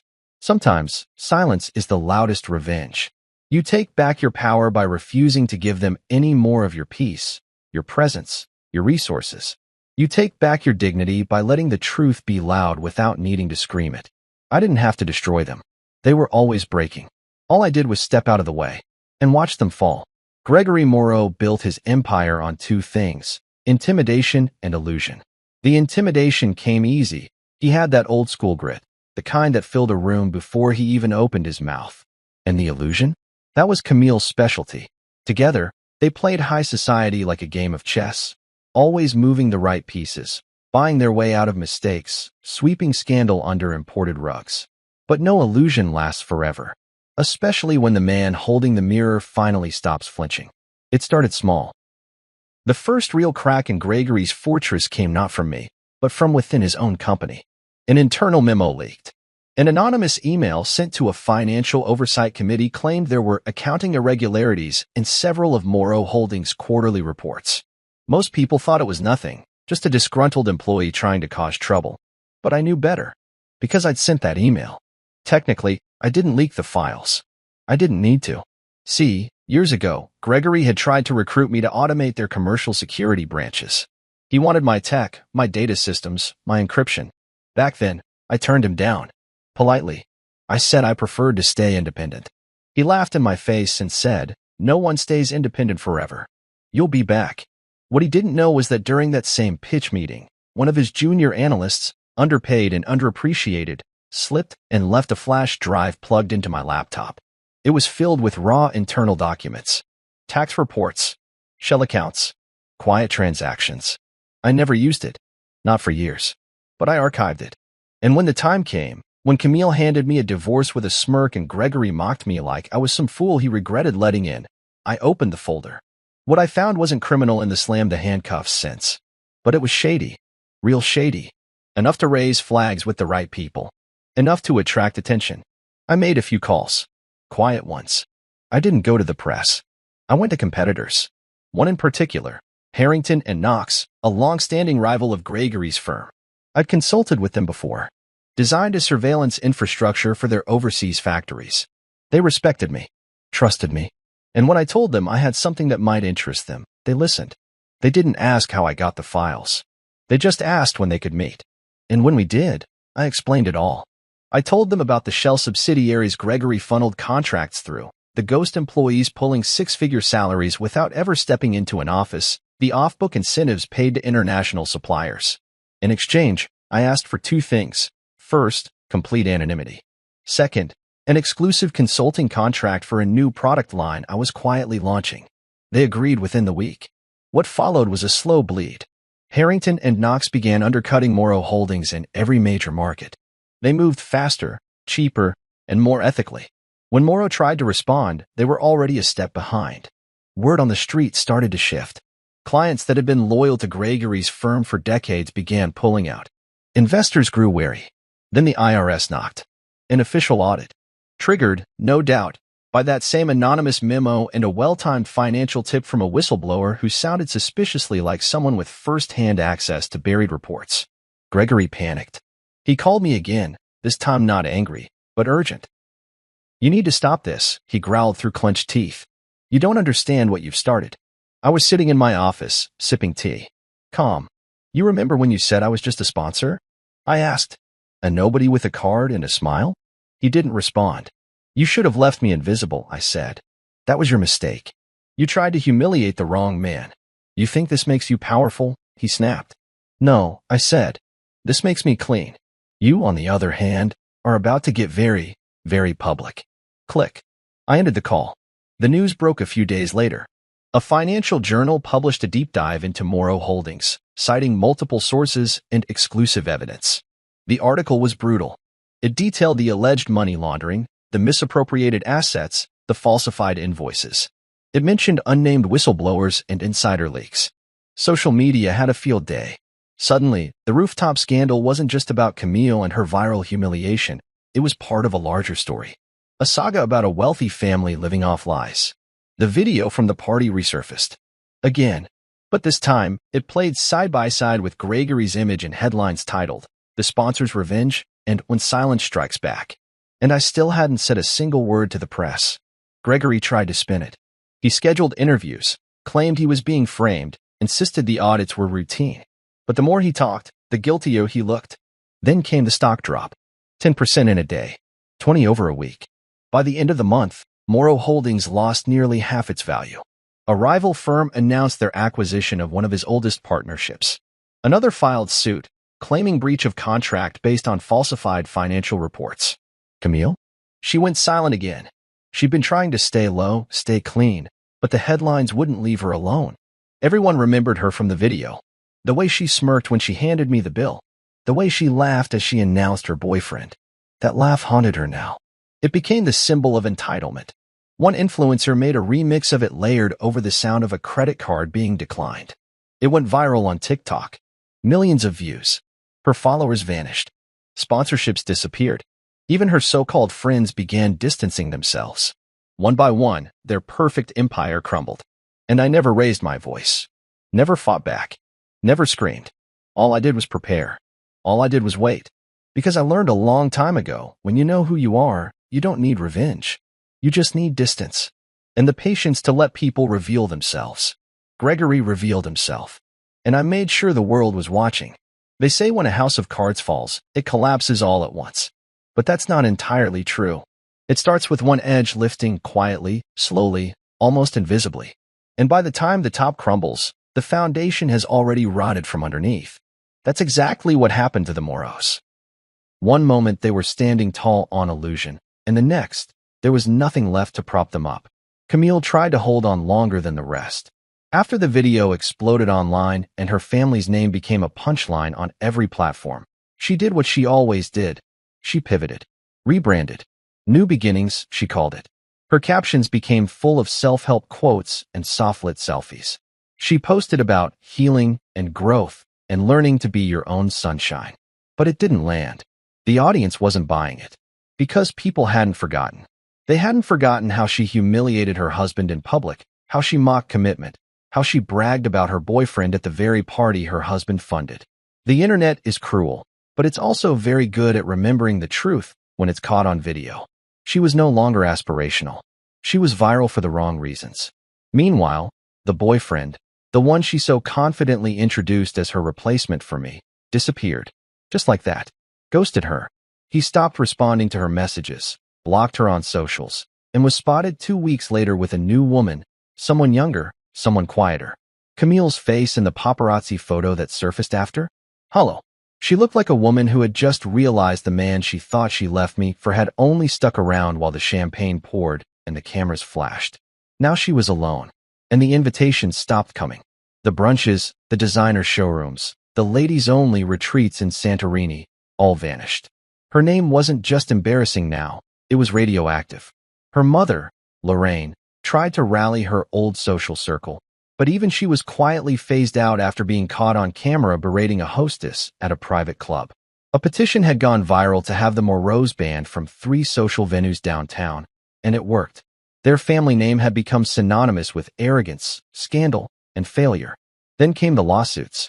Vendors from the birthday party started filing civil suits for breach of contract. Apparently, Camille had personally signed off on several orders assuming the funds would come from me. But after the account was frozen, payments bounced.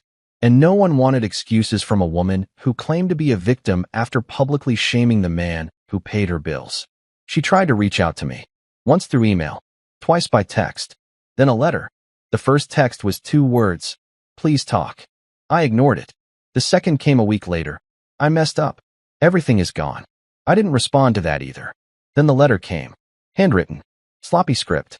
She hadn't used a pen in years. She'd always typed or dictated her thoughts like a modern queen. The paper smelled faintly of her old perfume. The scent triggered something in me, something long buried. But the words, those erased it. "Dorian, you have every right to hate me. I deserve it. I let my pride destroy something that could have been beautiful." I didn't understand what I had until it slipped away. Not the money. Not the comfort. You. You were the only one who ever stood still while the world spun around me. The only one who gave without asking, who loved without showing off. And I used that. I let my father turn you into a tool. I let my own ego blind me. Please. I'm not asking for another chance at us. Just a chance to say sorry. A real one. Even if it means nothing to you now. Camille. I read it twice. Then folded it neatly and placed it in my drawer. I wasn't angry anymore. I wasn't bitter. I felt detached. Like someone reading the last chapter of a novel they'd long stopped caring about. But that wasn't the end. The Moreau family home, Camille's childhood mansion, the same one where I was once forbidden to park my car in the main driveway, was listed for sale. Quietly at first. Then publicly when the private buyers backed out. The IRS audit had unearthed enough dirt to freeze several of Gregory's accounts. Without his usual cash flow, he was bleeding fast. Camille, who once mocked me for buying off-the-rack suits, was seen exiting a consignment boutique in sunglasses and a baseball cap. Someone posted a blurry photo online. The sponsor's ex, shopping humble. The comments were brutal. I didn't laugh. I didn't feel triumphant. I felt tired. Because when you see people for who they truly are, watching them pretend again just feels exhausting. She fought the prenup. I knew she would. Claimed emotional duress. Claimed I tricked her. Claimed everything she could think of to argue that she deserved more. But the judge didn't buy it. My lawyers were sharp, my documents tight, and the footage, the one from my home security system of her and her lover, was time-stamped and damning. She left the courtroom with nothing. No alimony. No settlement. Just her name. And even that wasn't worth much anymore. After the divorce finalized, I walked out of the courthouse alone. No reporters. No family. No crowd. Just me, the wind, and a strange sense of stillness in my chest. I didn't feel victorious. I felt free. There's a difference. I bought a new place soon after. Not a mansion. Not some flashy penthouse. Just a quiet home near the water, where the morning light touched the walls like forgiveness. I stopped checking social media. I let the noise die on its own. I focused on rebuilding, not in the dramatic, rise from the ashes kind of way. Just slowly. Calmly. Like breathing again after being underwater too long. One afternoon, while walking by the shore, I saw her. Camille. Sitting on a park bench alone, phone in hand, scrolling like her life depended on it. She looked thinner. Not physically, spiritually. Like someone who had finally seen her reflection without the filters. Our eyes met. She tried to smile. A small, hesitant curve of her lips. The kind of smile that asked for permission to exist. I nodded once, then walked past her. No anger. No confrontation. Just a silent acknowledgement that the past was exactly that, past. Because the truth is, I didn't destroy Camille. She did that all by herself. I just stopped being the floor she walked on. And when she stepped off, the house of cards fell. Victory doesn't always look like confetti falling from the ceiling or loud applause echoing in a crowded room. Sometimes, it looks like a quiet sunrise over a calm ocean. A fresh cup of coffee brewed in your own kitchen. A long walk without needing to explain where you're going or why you're smiling to yourself. That's what victory became for me. Not a loud triumph, but a peaceful return to myself. After the divorce was finalized, I didn't host a party. I didn't update my status. I didn't text friends or post cryptic captions online. I just moved forward. I signed the last of the legal documents, shook my attorney's hand, walked out of the courthouse, and breathed like I hadn't in years. Like my lungs were finally mine again. The new house I bought was nothing like the one Camille and I used to share. It wasn't wrapped in expensive finishes or designed for parties. It was modest, 2 bedrooms, soft gray walls, large windows that welcomed sunlight. The backyard sloped gently into the sound of waves crashing against rocks. It wasn't grand, but it was mine. And more than anything, it was quiet. Each morning, I got up before the world did. I brewed my coffee black, stepped onto the porch, and watched the sky shift from darkness to dawn. There was no chaos. No slammed doors or fake apologies. No walking on eggshells. The silence was no longer hollow. It was healing. I finally had room to think. Room to just exist. The business was thriving, but I didn't throw myself into work as a distraction. I had nothing to prove anymore. After the merger, I kept the consulting role, tight hours, focused work, meaningful partnerships. I took on only what excited me. The rest? I let it go. For the first time in years, I had weekends again. I started sketching again, something I hadn't done since college. I'd forgotten how calming it felt to just sit with a pencil and paper and let your thoughts take shape through lines and shadows. Sometimes, I'd drive up the coast, park by a cliff, and sketch the waves for hours without checking my phone once. People started to notice the change, not in a dramatic way, but in small moments. My barber said I looked younger. A neighbor I barely knew dropped off banana bread with a note that said, "You look like you found peace." I smiled at that one for days. There were no more fights, no more fake smiles, no more sponsoring someone else's fantasy while losing myself in the process. I wasn't bitter. I didn't hate Camille. I didn't wish her harm. I just didn't carry her weight anymore. She was no longer mine to rescue. Then came the day at the park. It had been months since I'd last seen her, that moment on the bench when I nodded and walked past. But one warm afternoon in early fall, I took a walk by the bay and noticed a familiar figure sitting under a tree, staring out at the water. It was her. Camille looked smaller somehow. Not physically, but in presence. The woman who once owned every room she walked into now sat curled into herself, wrapped in a beige coat. No makeup, hair tied back simply. She looked ordinary. Not in a pitiful way, just real. She saw me. This time, she didn't smile. She just nodded, slowly, humbly, and looked back at the water. I nodded back. No words. No need for them. And then I kept walking. Because closure isn't always a conversation. Sometimes, it's just a moment of mutual understanding that the book has closed, and no one's reaching to open it again. That night, I sat on my porch, sketchbook in hand, the sun setting in front of me. I drew the bay, the curve of the horizon, the way the light touched the water. And as I filled in the last shadow, I realized something. This was the life I had always wanted. Not the chaos, not the performance, just stillness, simplicity, truth. They call me boring. And maybe I was. But boring built peace. Boring paid off debts. Boring walked out of courtrooms with dignity and watched empires collapse from a distance without ever lifting a stone. Camille had her drama. Gregory had his empire. The world they built on my back collapsed, and I never had to scream. All I had to do was stop giving. Stop showing up to be used. Stop handing out stability to people who only valued it when they could spend it. And now? Now I live by the water. I eat when I'm hungry. I laugh when something is truly funny. I don't perform. I don't chase. Sometimes, a quiet life is the loudest victory. One evening, as I was closing up my sketch pad, a kid on a bicycle rode by, saw me, and said, "Cool view you got there." I smiled and replied, "Yeah." Took me a long time to earn it. And that was that. The sun dipped below the edge of the sea, and the world kept turning. But I was finally still. And that was enough.